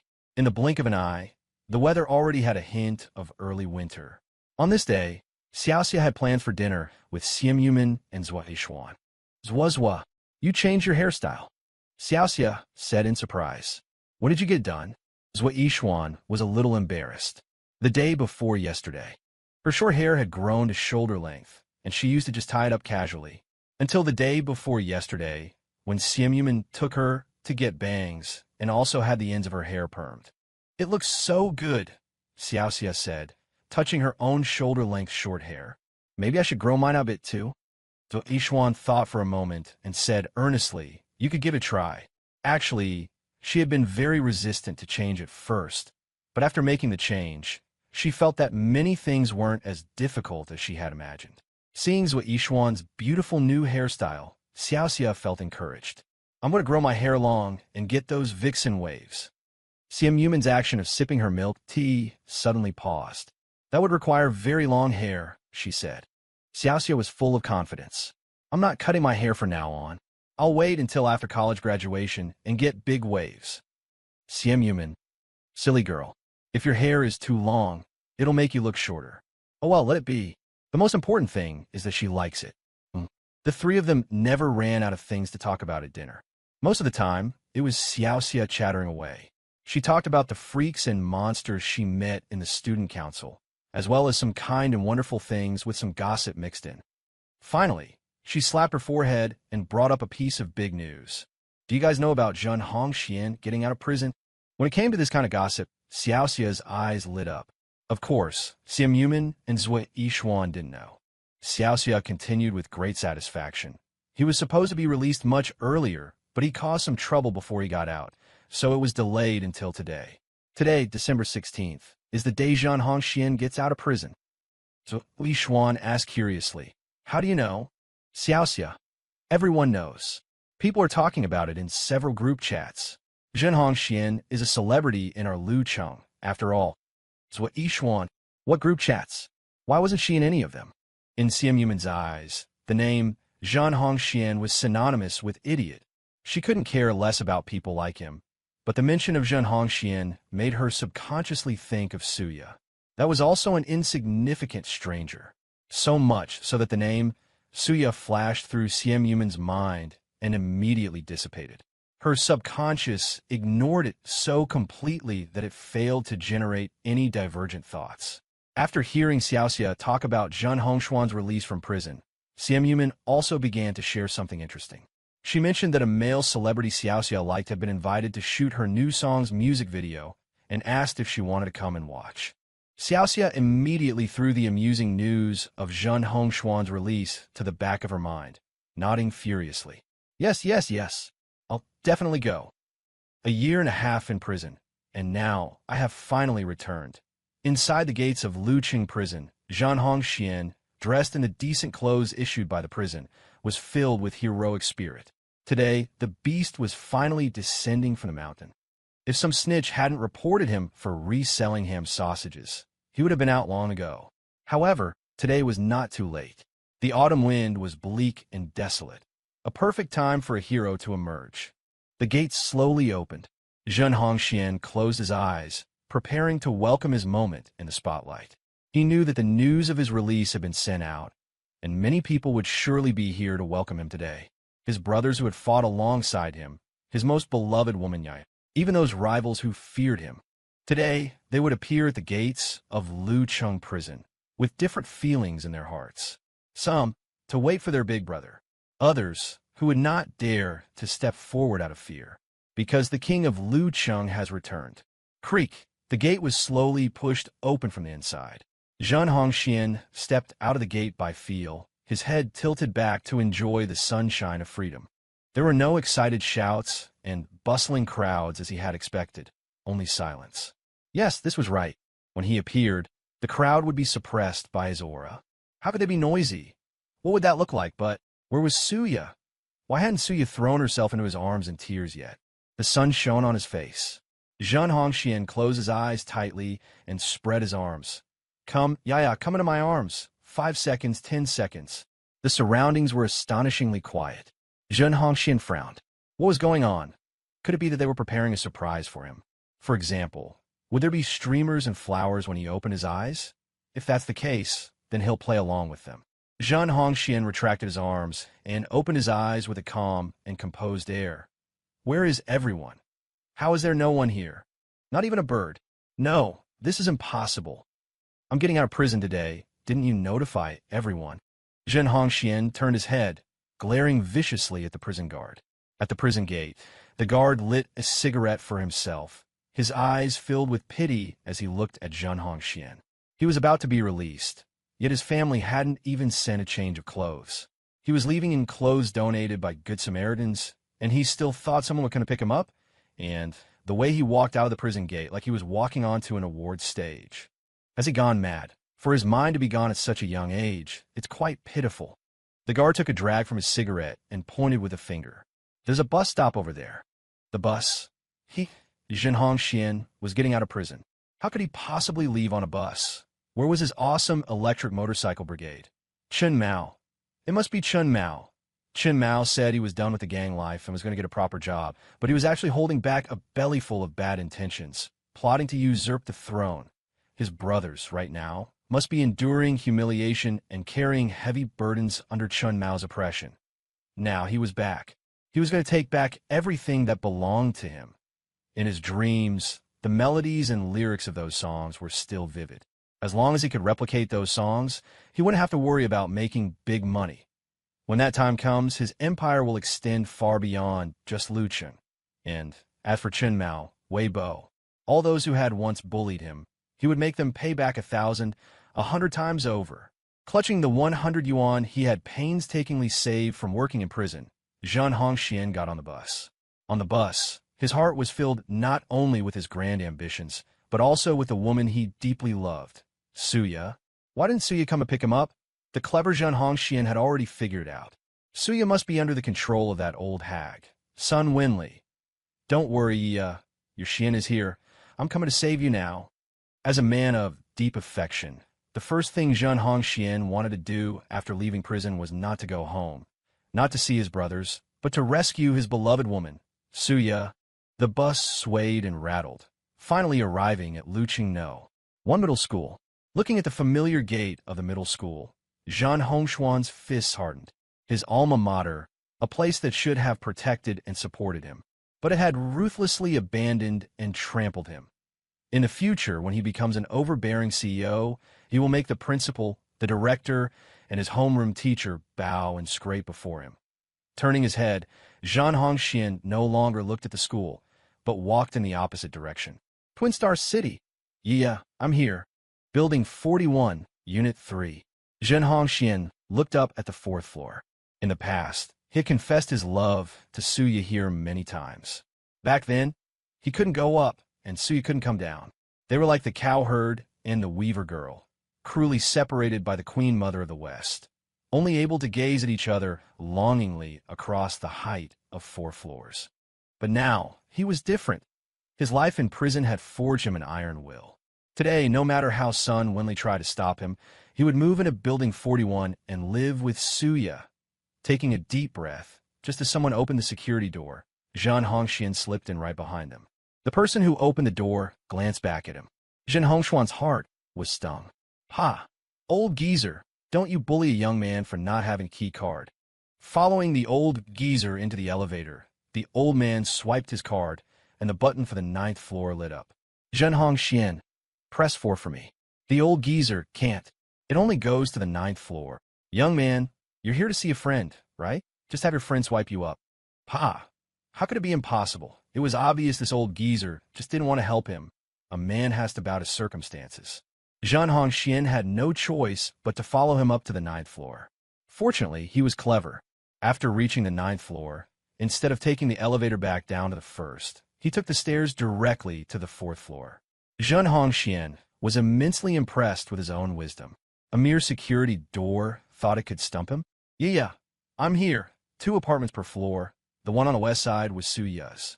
With a thrilled heart, Zhen Hongxian knocked on the door. Knock, knock, knock, knock, knock, knock. Who is it? With a click, the door opened, and a middle-aged man walked out. The middle-aged man looked Zhen Hongxian up and down. What do you want? Zhen Hongshuan's heart sank. Could this be Suya's father, the one who was always away on business trips? Damn it. He hadn't expected this middle-aged man to actually be home. Could it be that he knew he was getting out of prison today and was specifically at home to guard against him? How could these middle-aged men ever understand that love conquers all? I'm looking for Suya, Zhen Hongxian said politely. The middle-aged man. Who's Suya? A woman's voice came from inside the apartment. The daughter of the previous owner. The middle-aged man. Oh, they moved out long ago. They sold the apartment to us. What? Moved? Zhen Hongshuan's face darkened, his eyes turning grim. That's Sun Wenli. Did she think he wouldn't be able to find them just because of this? He would regroup. His 3,000 brothers would march out, and even if they had to turn Luching upside down, he would rescue his Suya. Click. The door in front of him closed again. Zhen Hongshuan's face was grim as he walked down from the 4th floor, step by step. With every step, he felt a sense of tragic heroism, like a cold wind blowing over the Yi River. Perhaps only a true hero could feel this way. Since being imprisoned, he had constantly trained his willpower, always remaining calm and rarely getting angry. But now he was enraged. The wrath of a king leaves 1,000 miles of corpses. Sun Wenli, just you wait. Walking on the streets of Lucheng, with the autumn wind blowing, Zhen Hongxian calmed down. Since he couldn't find Suya for the time being, his only option was to return to the village first and plan his next move. It was now approaching evening. The street food stalls were all set up, smelling delicious, a temptation even a hero would find hard to resist. Among the many stalls, Zhen Hongxian looked around before walking up to a baozi stall. This baozi stall actually gave off a smell reminiscent of prison. Zhen Hongxian had thought that once he was out of prison, he would never miss a single thing about it. But now, smelling this familiar scent of baozi, he sighed. This was the path he had come from. There was nothing to be ashamed of. 2 meat buns. Zhen Hongxian took out 5 yuan. Liao Yin skillfully packed 2 buns and handed them over, when he suddenly found the voice very familiar. Looking up, he saw it was actually Zhen Hongxian. You're out. Liao Yin smiled. Try my buns and see if they're authentic. Zhen Hongxian froze. It was Liao Yin. This man, who had once been his fierce rival in prison, was now running a stall selling baozi. Along with contempt, a huge sense of superiority swelled in Zhen Hongshuan's heart. Taking a bite of the meat bun, Zhen Hongxian gave a thumbs up. This is the taste. Seeing his buns approved by a fellow inmate, Liao Yin was very happy and started chatting with Zhen Hongxian. When did you get out? What are you doing now? Zhen Hongxian looked at Liao Yin, who seemed like an aunt to him, and smiled confidently. Just got out today. I plan to start a company and make big money. Liao Yin opened his mouth, but said nothing. He had just thought this guy had become more normal, but he hadn't expected his head to still be full of such unrealistic nonsense. Liao Yin looked at the steaming baskets in front of him, and a huge sense of superiority suddenly rose in his heart. They had both been young, ignorant punks, but he had actively accepted rehabilitation and learned a skill, and now he could earn a steady living with his own two hands. But Zhen Hongxian still had that same attitude of having high ambitions but low abilities. From this perspective, he Liao Yin was countless times better than Zhen Hongxian. As evening fell, the number of people at the street stalls gradually increased. Liao Yin's Baozi stall also got busy. Zhen Hongxian watched Liao Yin busying himself, looking every bit the small-time vendor, and sneered inwardly. A man he once considered a rival had been reduced to selling Baozi for a living. The Liao Yin of today was no longer worthy of his attention. So, he had only two real enemies left. One was Wei Bo, who refused to help him and had repeatedly humiliated him. The other was Chun Mao, whom he had treated with sincerity but who had betrayed him. Right now, Wei Bo should still be in school like a lamb. And as for Chun Mao, dusk was falling. Zhen Hongxian had to return to Dongsher village to settle scores with Chun Mao. Look, Chun Mao, damn, he's so fucking handsome. As he walked, he suddenly heard such voices. Zhen Hongxian followed the sound and saw two young girls looking up at something. Following their gaze, Zhen Hongxian also looked up. It turned out they were looking at the large screen on a shopping mall. On the screen, a red-haired man and a blue-haired man were speaking into microphones. Zhen Hongxian had always looked down on this kind of effeminate celebrity, so he glanced once and looked away. As for the Chun Mao he had just heard, he must have misheard. He's our Lu Chung star for a reason. Chun Mao is so handsome. Seeing him on the big screen is a visual assault of beauty. Even as a fan of Rong Xiao, I think Chun Mao is even more handsome than when he first debuted. Zhen Hongxian snapped his head up and looked closely at the large screen. That red-haired guy, Chun Mao, it really was Chun Mao. A look of disbelief appeared on his face. Chun Mao couldn't even handle a simple gate-watching job. How did he become a celebrity? What on earth happened in the year he was away furthering his studies? Our Lu Chung has produced a lot of stars recently, like Sister Wu, Chun Mao, and Wei Bo. Weren't they all made famous by Wei Bo? Wei Bo is amazing, a worthy top science scholar of Lu Chung back in the day. Yeah. During the concert, Chun Mao even confessed to Wei Bo in public, saying something like, "Brother Bo, I love you." Miss Xie's face went totally dark. It was hilarious. Running into a boss like Wei Bo is like hitting the jackpot. I wish I could work at Lingxi or Makeo Culture in the future. Who wouldn't want to? I heard both companies offer great benefits and are super employee-friendly. Have you heard Wei Bo's new song? It's amazing. I've had it on repeat for 2 days. The two girls behind him chattered on, one sentence after another. Zhen Hongxian's expression grew darker and darker as he listened. Until, from the two girls' conversation, he pieced together the information that Wei Bo had become a big boss by writing songs. In that instant, Zhen Hongxian looked as if he'd been struck by lightning. His eyes rolled back, and he fell backward. The afternoon sun in winter is exceptionally comfortable, especially when it passes through the crisp, cold air to land on one's body, creating a feeling of extreme happiness. After finishing the last exam of the semester, Wei Bo, with his backpack on, walked towards the east gate of Hai University.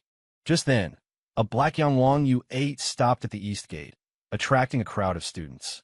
Is that Wei Bo's car? Yes, it must be his. I heard he just got a U8. It's so cool. I heard it can be driven like a boat if it falls into the water. It's not that a Yangwang is unaffordable, but about 8 is more cost-effective. Wei Bo smiled and greeted the surrounding students, then got into the passenger seat. In the driver's seat, classmate Xie was dressed in a shell jacket and sweatpants, looking very cool and stylish.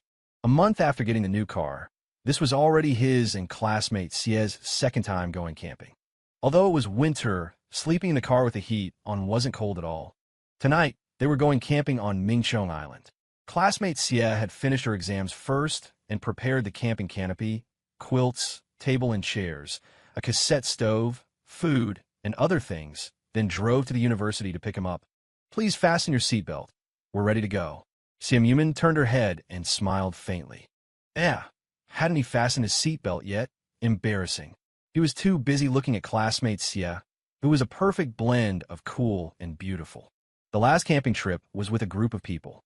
Today was different. It was a date for just the two of them. Therefore, Weibo was especially looking forward to it.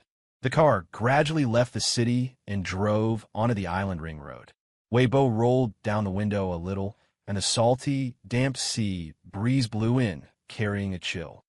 In the distance, the setting sun was slowly sinking below the sea level, dyeing the horizon a brilliant orange-red.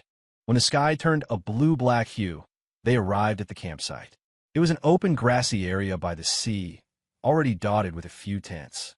There are still few people camping in the winter, Weibo said with a smile. He was in a good mood.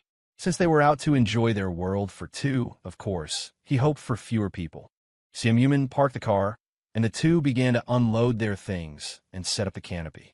It was already evening, with no sun or rain, so there was really no need to put up the canopy. But Weibo felt it was more romantic this way, creating more of an atmosphere. The canopy was set up, the folding table and chairs were laid out, and Weibo took out the cassette stove and lit it. The blue flame flickered and swayed. "Shall we make some tea first?" Weibo asked. Simp was half reclining in a camping chair, wrapped in a thick blanket with only her head showing. With the water boiling, the space under the canopy started to feel a bit like home. A temporary home is still a home. Weibo and Simp sat side by side in their camping chairs, holding warm cups, listening to the sound of the waves, and gazing into the distance. So comfortable, Weibo sighed, stealing half a day of leisure from floating life. Simp also felt extremely comfortable. Compared to crowded and lively times, she preferred being with Little Turtle, just the two of them. Just quietly drinking tea and watching the sea like this filled her heart to the brim with happiness. Sometimes she would even feel a secret fear. Such a wonderful little turtle, such a happy life. Was it really hers to have? Fortunately, the person beside her was steadfast and real enough, like the steaming hot tea in her hands at this moment, able to soothe all her anxieties. Very comfortable. The night breeze by the sea was very cool, but Weibo and Simp were both wearing down-filled shell jackets, and with the addition of thick blankets, the chill wasn't biting, but rather refreshing and exhilarating. After drinking some hot tea, the two began to barbecue meat. Classmate Xie had prepared thickly sliced beef, pork belly, marinated chicken wings, small sausages, and washed lettuce. Spraying some oil on the grill pan, placing the meat on it, waiting quietly, flipping the meat. Under the dim yellow camping light, the process was unhurried and very therapeutic. After finishing one batch, they didn't rush to grill the next, instead taking their time to enjoy the food. The beef classmate Xie bought was really good. These small sausages were also delicious, like the kind of Korean-style sausages you get at a barbecue restaurant. Why is the tip of my nose cold?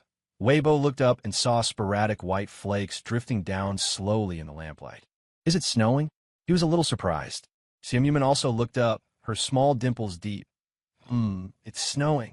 It was January, so this was the first snow of the year. She had once watched a drama where it said that when the first snow falls, you should kiss the person you like. So, Simp tilted her body slightly. Cool lips pressed against his. How? How could she just? Without any warning. Well, I guess this doesn't need a warning. Classmate Xie was his fiancée. Of course, she had the right to kiss him. In other words, classmate Xie could kiss him whenever she wanted. It was a very light kiss. A fleeting touch. Weibo was left wanting more.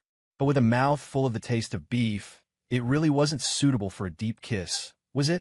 A light one was just right. The light, slow snow gradually began to fall faster, with a constant rustling sound against the canopy above. The temperature seemed to have dropped a bit. Weibo moved the portable stove a little closer to the two of them for warmth. Whimper. Was that a sound? Very faint, like the whimpering of a small animal. Classmate Xie, did you hear something? Simp then pricked up her ears to listen carefully. Meow. Her eyes widened. Yes, she stood up, the sound of a kitten. Stray cats usually hang around residential areas. How did one wander all the way to the seaside? It's so cold, and it's snowing, and it's so open and windy here. In this kind of environment, could a kitten survive the night? Let's go find it, said Simp. Weibo had the same idea. He stood up and turned on his phone's flashlight, hoping the kitten would meow a few more times so they could tell which direction it was in. Meow, meow. How come the sound was so clear this time? Following the sound, Weibo turned his head. At the edge of the canopy, a little tabby cat, not much bigger than a palm, was watching him warily, its amber eyes round. The little tabby looked to be only 1 or 2 months old. Its fur was soaked with melted snow, and it was meowing faintly. No need to look anymore, Weibo said softly. It came to find us. Simp nodded lightly, her gaze soft. It's very smart, but also very wary. As she spoke, Simp slowly turned, picked up a piece of freshly grilled, fragrant beef from the grill pan, and then carefully placed it on the ground a short distance in front of the kitten. The steam carried the aroma of the meat, which began to spread. The little tabby's pink nose twitched a few times. It meowed anxiously, but its paws seemed nailed to the spot. Simp didn't get any closer. Instead, she took half a step back. The little tabby meowed at her a few times, then moved forward haltingly and snatched the beef. Whoa. It seems to be starving. Weibo breathed a sigh of relief when he saw the kitten quickly devour the meat.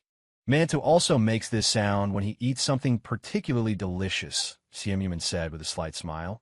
It means this is delicious. As she spoke, she turned back, picked up another slice of beef, and still gently placed it in the same spot. Go on, eat. No other cat is going to fight you for it. This time, the little tabby didn't hesitate. It swallowed quickly, looking up at the 2 behemoths in front of it as it ate. By the time Simp put down the 3rd slice of beef, the kitten was already allowing her to squat in front of it. With the 4th slice of beef, the kitten actually took the initiative to walk towards Simp, rubbing against her feet. Meow, meow. Simp didn't immediately reach out to pet the cat, instead giving it a little time to adjust. Only after giving the kitten a little warm water to drink did she slowly extend a finger and tap the little tabby on the head. Mio, the little tabby flopped right over. Weibo laughed. Is it trying to pull a scam? Her dimples appeared softly, and we fell for it. Having lost its wariness, the little tabby was wrapped up in Weibo's scarf, with only its damp little head sticking out. Weibo had intended to warm the little thing up, but unexpectedly, it was quiet in his arms at first, and then soon began to purr softly. It had actually fallen asleep. Weibo held the kitten in his arms and sat back down in the camping chair. Let's adopt it. Let's give a name. The 2 of them spoke in unison. The blue flame of the portable stove felt especially warm in the snowy weather. Weibo couldn't help but laugh. Naming it already? We don't even know if it's a boy or a girl. It's all the same, Simp said, mentioning the name Xiaoxia had for her future pets. Xiaoxia said she wants to have both a cat and a dog someday. The dog will be called Pumpkin, and the cat will be called Tang Yuan. Those 2 names, Weibo easily connected them to Liao Yinan and Tang Xiaoxia's full names. She's quite creative, Weibo laughed. So what should he and classmate Xia's kitten be called? Should they use a pun like Xiao, Xia did? It didn't seem very easy. We found on a snowy day. How about Xiao Shui, little snow? Weibo suggested. Simp. The little tabby was grayish. Was Xiao Shui an appropriate name?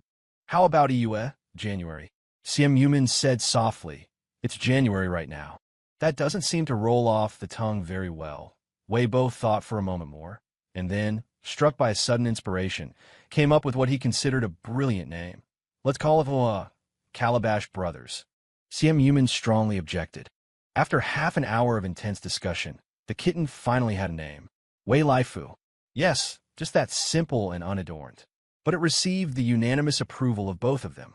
As for whether Lai Fu himself agreed, that wasn't important. What parent asked for their child's opinion when giving them a name anyway? By the time they finished the barbecue, the snow had stopped, yet Lai Fu still hadn't woken up. He was probably too exhausted before. Having finally found a safe environment, he just knocked out completely, Weibo guessed. Simp stroked Lai Fu's soft little head. The little one is full and sleepy. A little after 10, after packing up the canopy and chairs, the 2 got into the car. The back seats were folded down, creating a 1.8-meter wide bed, paired with an automatic car mattress, covered with a down duvet, and with the heater on. Weibo held his fiancée, and at their feet was a soft little cat wrapped in a scarf. He was so happy that his whole body felt completely relaxed and comfortable. Classmate Xia, according to our original plan, we were going to get a kitten after graduation, Weibai said. Xiaomuman, Of course, she didn't think that little turtle meant they should get rid of the kitten. She was just curious about what he would say next. I like to plan things in advance, but life is actually made up of many accidents, Weibai continued. For example, meeting this kitten today was an accident, but it's a beautiful one. Xiaomuman nestled her head into his chest. It's not just between people and kittens. Meetings between people are also accidents. There are over 8 billion people in the world.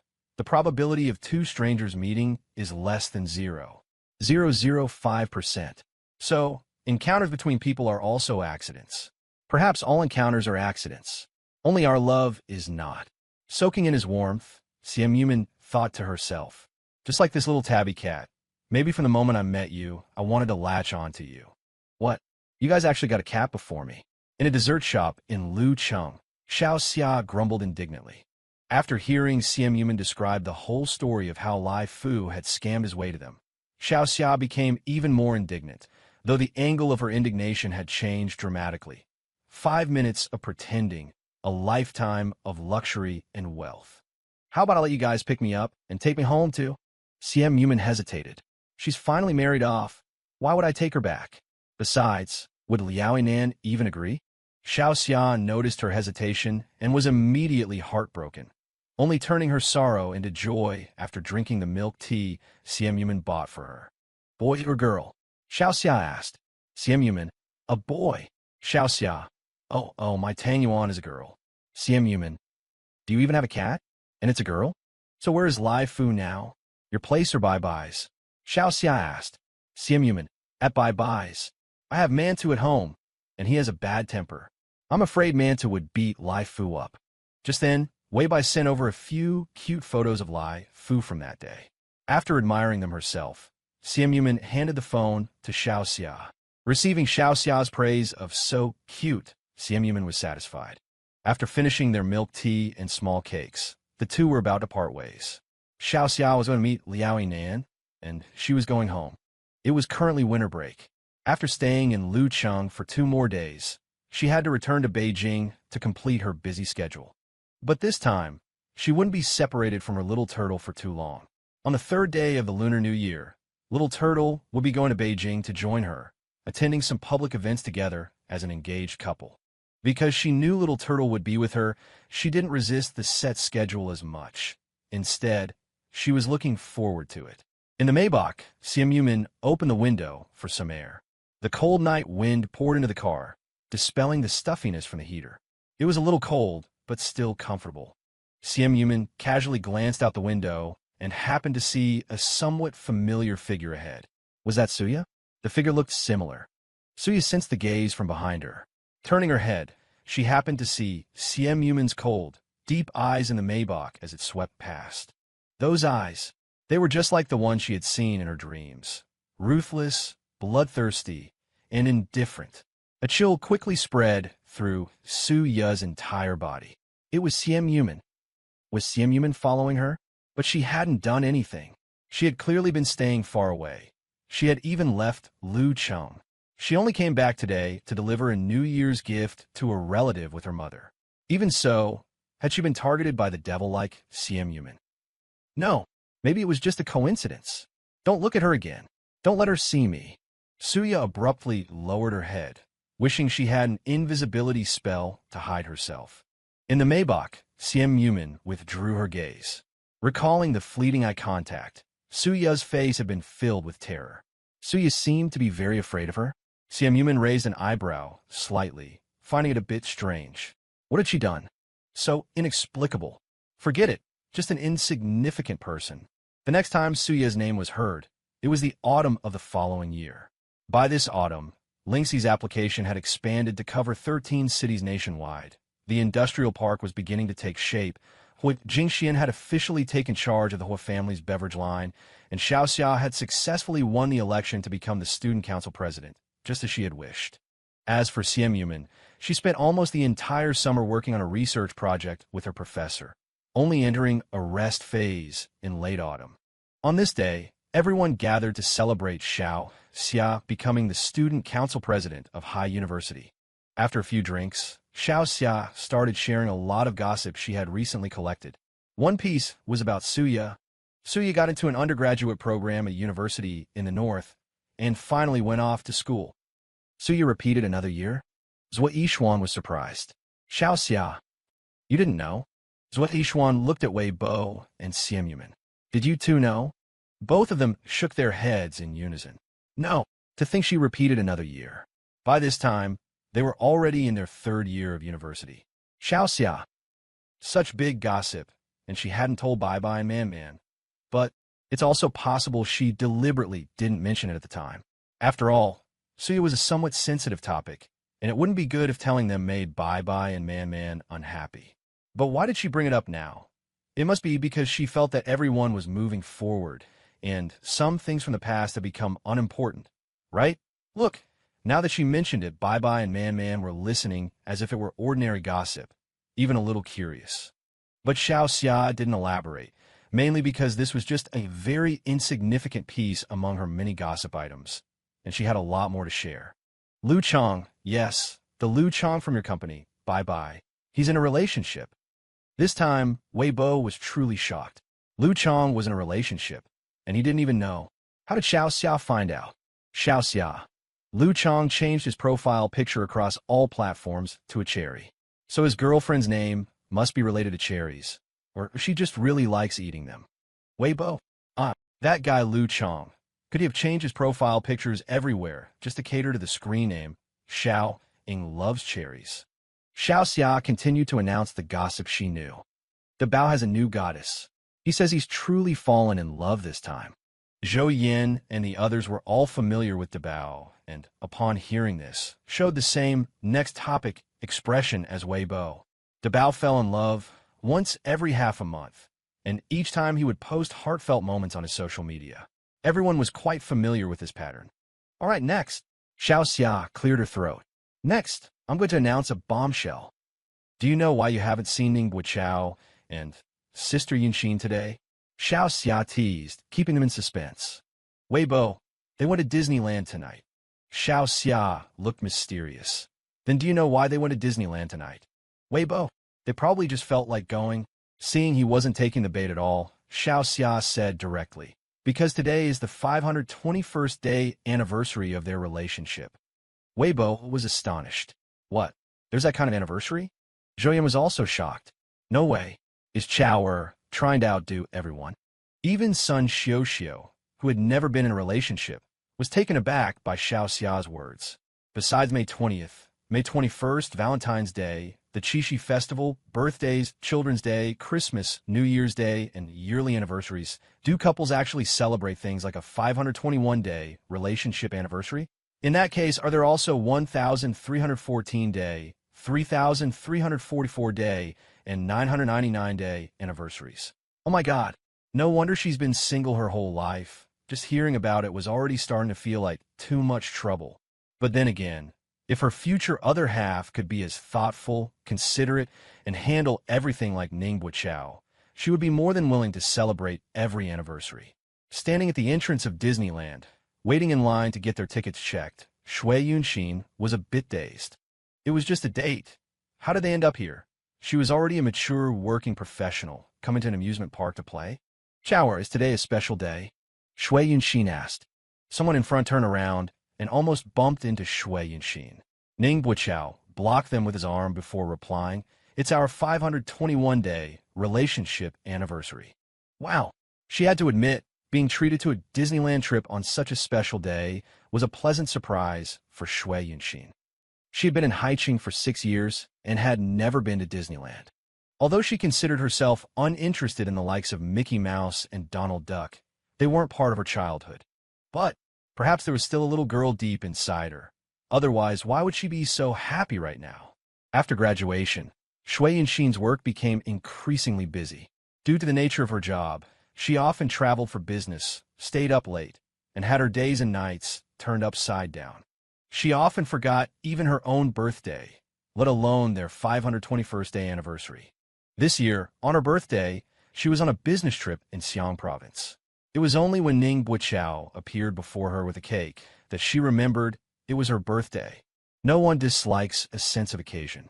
The so-called dislike is just an aversion to trouble.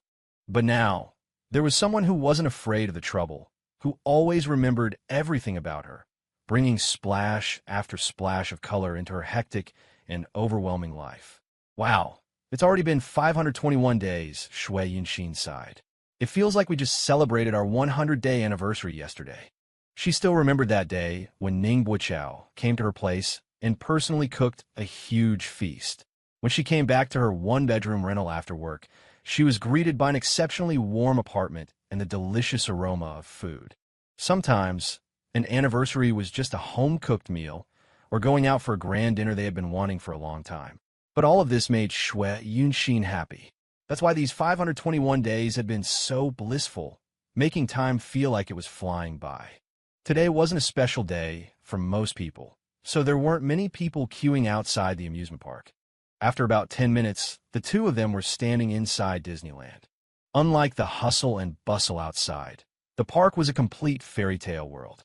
The lights were dazzling, the silhouette of the giant castle shimmered against the night sky, and the air was filled with the sweet scent of candy. Ning Buqiao pulled Shui Yunxin to buy a pair of Mickey Mouse headbands. I'm not wearing something so childish. Wow, doesn't it look kind of cute on me? I never thought I could pull off this style. All right then, I guess I'll wear it.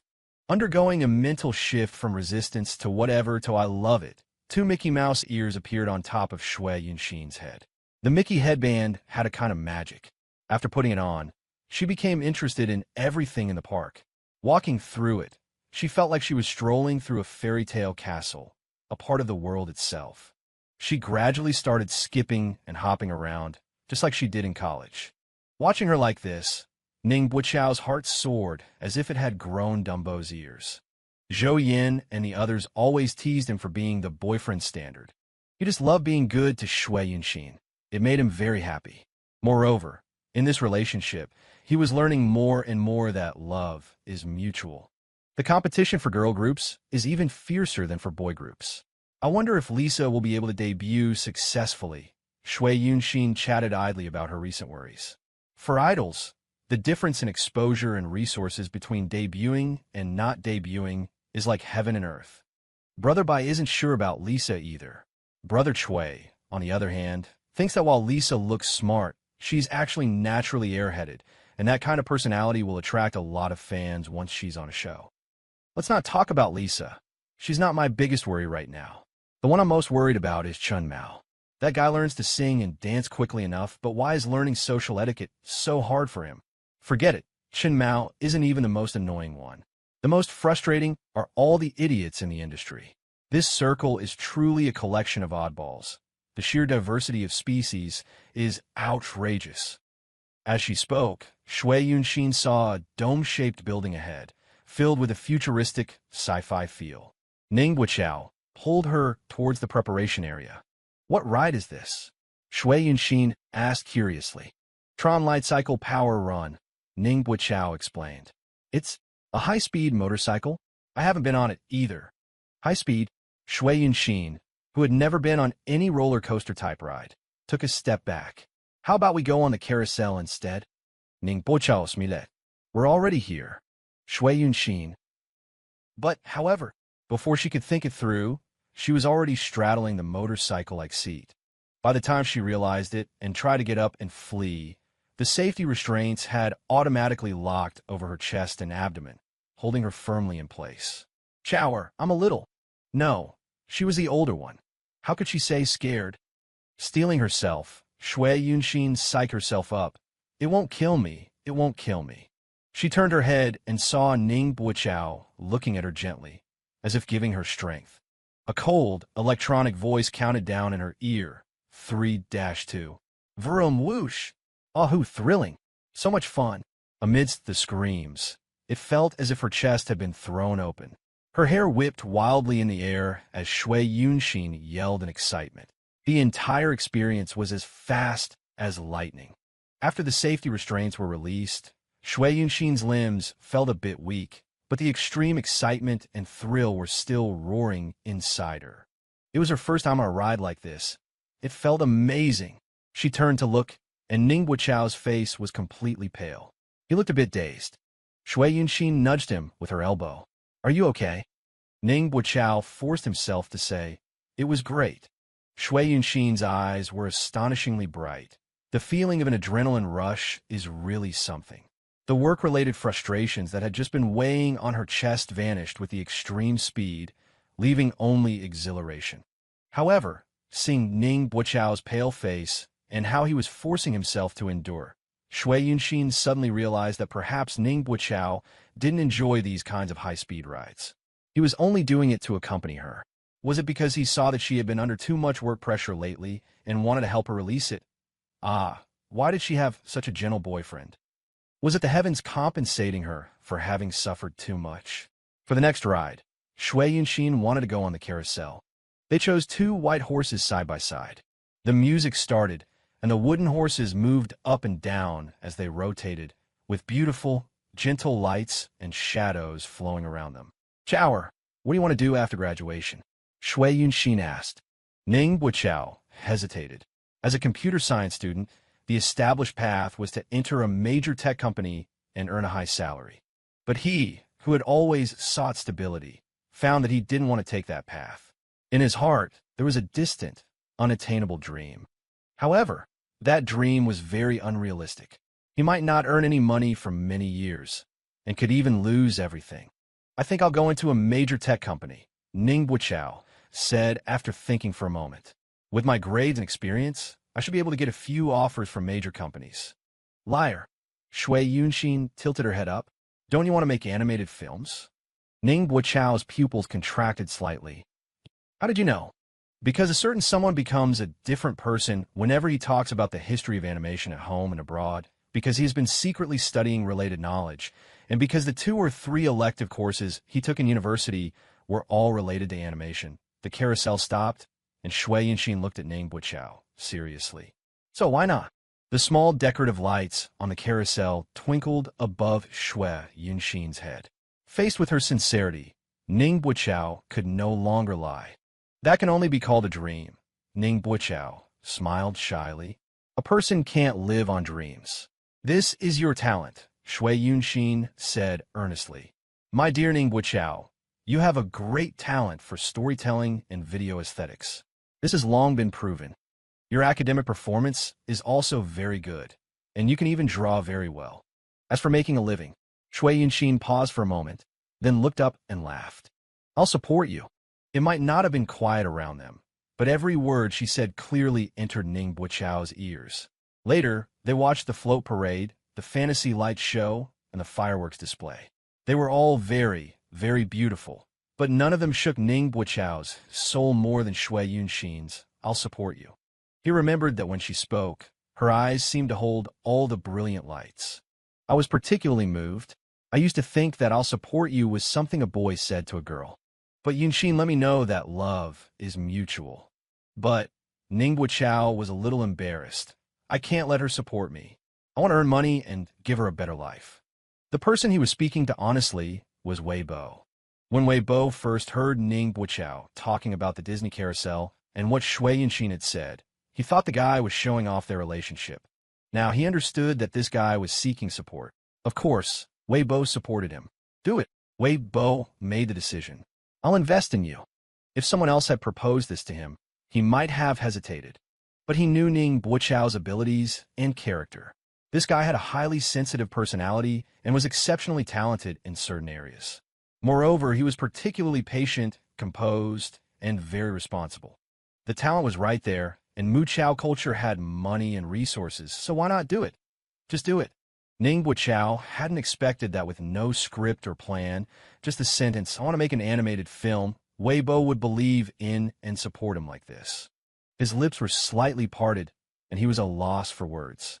"Brother Bo," Weibo interrupted him. "Have you started writing the script? Can it be finished by this time next year? It's fine if you can't. Don't rush. Take your time. But it has to be done before graduation, right? With a script, it will be easy to get financing." Don't be afraid to spend money.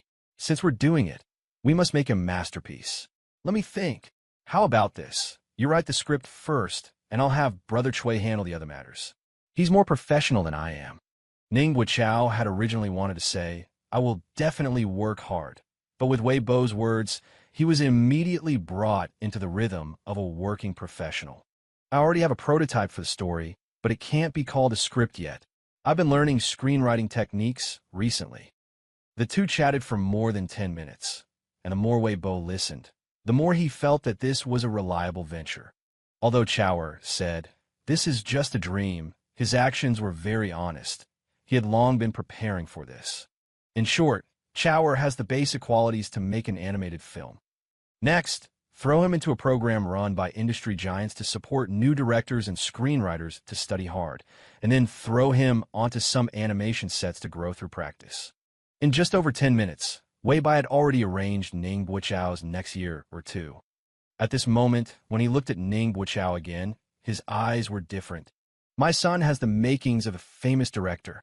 After chatting with Ning Guoqiao, Wei Bai slung his backpack on and prepared to go home. The U-8 was parked downstairs from the dormitory. It would only take him a few minutes to drive home. Pushing open the door and tossing his backpack onto the sofa, Wei Bai called out, Classmate Xie, I'm home. He wasn't greeted by classmate Xie, but by a big, round fur ball. Meow meow.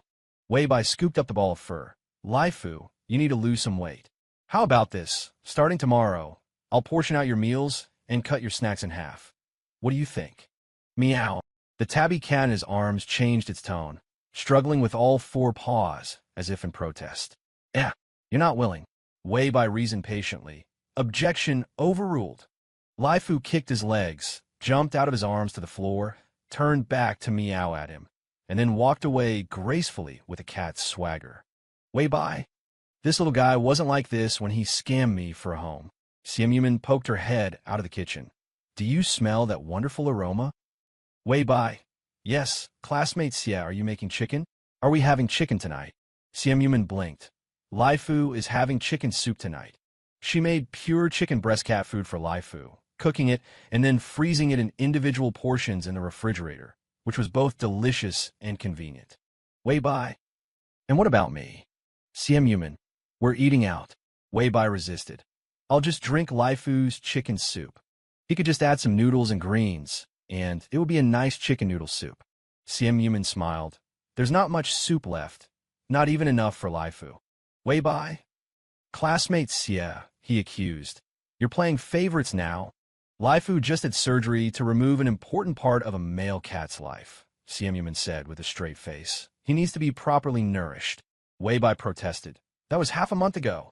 Now, the cone of shame around Lai Fu's neck was gone. The cat was lively and energetic, ignoring his dad. What nourishment did he still need? Xian Yuman blinked. Bye-bye. Are you jealous of Lai Fu? Of course not. Besides, why would he be jealous of this fat furball? All right, it seemed he was indeed jealous. How childish. Wei Bai? Humph. What's wrong with being childish? Anyone who's been in love knows that when you're with the person you love, you become a childish boy. Even if he had just closed a $500 million deal, it didn't stop him from coming home to compete with Lai Fu for affection. Lai Fu, who appeared and disappeared like a ghost, popped out from nowhere and was now rolling around and acting cute at classmate Xie's feet. Classmate Xie bent down to pet the cat's head, then looked up and smiled. We're having roasted chicken. Wei Bai took a few deep breaths. He knew it. The air was clearly filled with the smell of roasted chicken. This little classmate Xie, being mischievous again. Wei Bai looked at Lai Fu triumphantly. The family hierarchy is clear now, isn't it? Dinner not only included roasted chicken, but also roasted vegetables, which Wei Bai liked. Paired with classmate Xie's handmade flatbreads and hand-mixed yuzu lemonade, Wei Bai ate with great satisfaction. That evening, he began to write a project proposal. Ning Guoqiao wanted to make an animated film, and Wei Bai also had a dream in his heart. For a long time, he had wanted to create a game. In this game, there would be a storyline, the story of him and classmate Xie. A young man controlled by the plot, trying to struggle, and a girl shrouded in mist in the young man's eyes. He had promised classmate Xie that one day he would explain to her all the things that she found strange. Now, he was going to use a game to tell classmate Xie the secret hidden deep in his heart. The production of a game requires the completion of 4 major stages: planning, development, testing, and release. Wei by now had to start with the planning. You want to make a puzzle-solving game. The game world would be a future metropolis with highly advanced technology where digital crime is rampant. The player, acting as a hacker detective, is commissioned by a mysterious organization to investigate a series of bizarre cases related to a string of digital code. This code has infiltrated every corner of the city like a virus, hiding a huge conspiracy to subvert the world. The player possesses a set of hacker tools that can connect to the city's network nodes and invade various digital devices, using digital interaction to decrypt clues. In the process, the player also needs to conceal their existence. Otherwise, they will attract pursuit from the police and other organizations. And his story with classmate Xie would be a storyline woven into it, a life of garbled code under the chaos of digital crime. The player would help him control his body to see the fog-shrouded classmate Xie clearly and get everything back on track. In the dead of night, inspiration struck Wei Bai. He finalized the game's core concept, core gameplay, and even began writing detailed plot and character settings. Of course, making a large-scale single-player game was no easy task, especially since Wei Bai had no experience in game development and was unfamiliar with many aspects like level design, numerical balance, and user interface interaction. At 1 in the morning, after writing a portion of the plot settings, Wei Bai searched his WeChat list for a name he hadn't contacted in a long time. Maker Society Interactive Game Group. Lu Rini. Lu Rini was one of the first people Wei Bai met after joining the Maker Society. In Wei Bai's memory, this guy was very talkative and professionally competent. Although they hadn't been in much contact later on, they were still on terms on their moments. In Wei Bai's memory, this person was obsessed with games. His moments were all game-related. He opened Lu Rini's moments and scrolled through them. It was just as he remembered. Wouldn't he be exhausted to death if he couldn't lead a team? To make a large-scale single-player game, he had to assemble a team with both technical skills and experience. Wei Bai looked at Lu Rini's profile picture on his WeChat screen and smiled like a capitalist. Wei Bai was a man of action. He arranged to meet Lu Rini on Monday. Lu Rini was still a bit dazed even after sitting down across from Wei Bai. Hold on, this guy is so successful now. It's one thing that he hasn't deleted a small fry like him, but he's actually asking him out for a meal, and they were eating the unremarkable clay pot rice from the cafeteria, making them seem like ordinary university students. Yes, he was an ordinary university student, but Wei Bai wasn't. Wei Bai was such a prominent figure. The fact that he had exchanged a few words with Wei Bai back in the Maker Society was something he had already bragged about to countless people. If nothing unexpected happened, he could brag about this for a lifetime. Lu Rini was quite surprised that Wei Bai had asked him to eat together today. He had originally planned to go to the night market with his girlfriend, but he bailed. What could Wei Bai want with him? Want to recruit him into Lingxi. His major and experience didn't align with Lingxi at all. Or did he want to sign him as an artist or internet celebrity? That was a possibility. He considered himself somewhat handsome, at least no worse than Zhou Yan.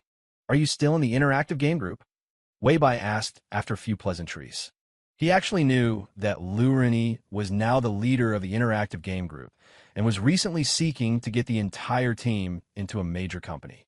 Lu Rini didn't hide it from him. As you know, it's not easy to develop the members and chemistry of a team. I've also thought about starting my own business with the team, but games like brain-computer interfaces are a money-burning business. I've earned a lot by taking on projects with the team, but when it comes to doing something serious, this amount of money is nowhere near enough. I've recently connected with 2 senior alumni and asked for their recommendations to see if any company would be willing to acquire my entire team. Wei Bai smiled. How about we have a chat? The motion of Lu Rini shoveling his clay pot rice froze instantly. Chat about what? Wait, what were they just talking about? Oh, right, the entire team acquisition. Lu Rini's pupils trembled. For real? Lingxi Technology and Mitsao Culture were obviously not considered major companies right now, but anyone could see the prospects of Lingxi Technology. Besides, everyone on campus knew that the compensation at Lingxi far exceeded the industry average. But why would Wei Bai want to acquire their game group? It couldn't be that he wanted to make a game, could it? What's there to be real or not about? Wei Bai explained. I want to create a high-quality, single-player game. I already have the core concept and core gameplay, and now I'm lacking mature partners. The office will be in the upcoming Lingxi Industrial Park, as a separate company from Lingxi. I've seen some of your previous works. Wei Bai smiled. I wonder if I'll have the opportunity to be your fellow traveler? Lu Rennie was completely stunned. He had never imagined that Wei Bai was looking for him because he wanted to make a game. A major company with backing, acquisition of the entire team, a good boss, good benefits, a good working environment. Isn't this the home he had been desperately searching for? Done. Lu Rennie made the decision on the spot. I have no problem with it, but I need to ask for the opinions of the other team members. Wei Bai was very understanding. In terms of compensation, we are all a startup team. Besides salaries, there will also be shared dividends. But also because it's a startup team, there are risks, Wei Bai said sincerely. I can't guarantee whether this game will make money, but I can guarantee that if we lose, it's on me, and if we profit, it belongs to everyone. This speech made Lu Rennie want to sign a contract with Wei Bai immediately. He thought to himself, with this kind of vision, no wonder Jiang Xiang was willing to take a back seat. Boss, can I invest money? Lu Rennie joked. I have a little bit of money. Wei Bai smiled. You're also a boss. Lu Rennie was taken aback, only then realizing.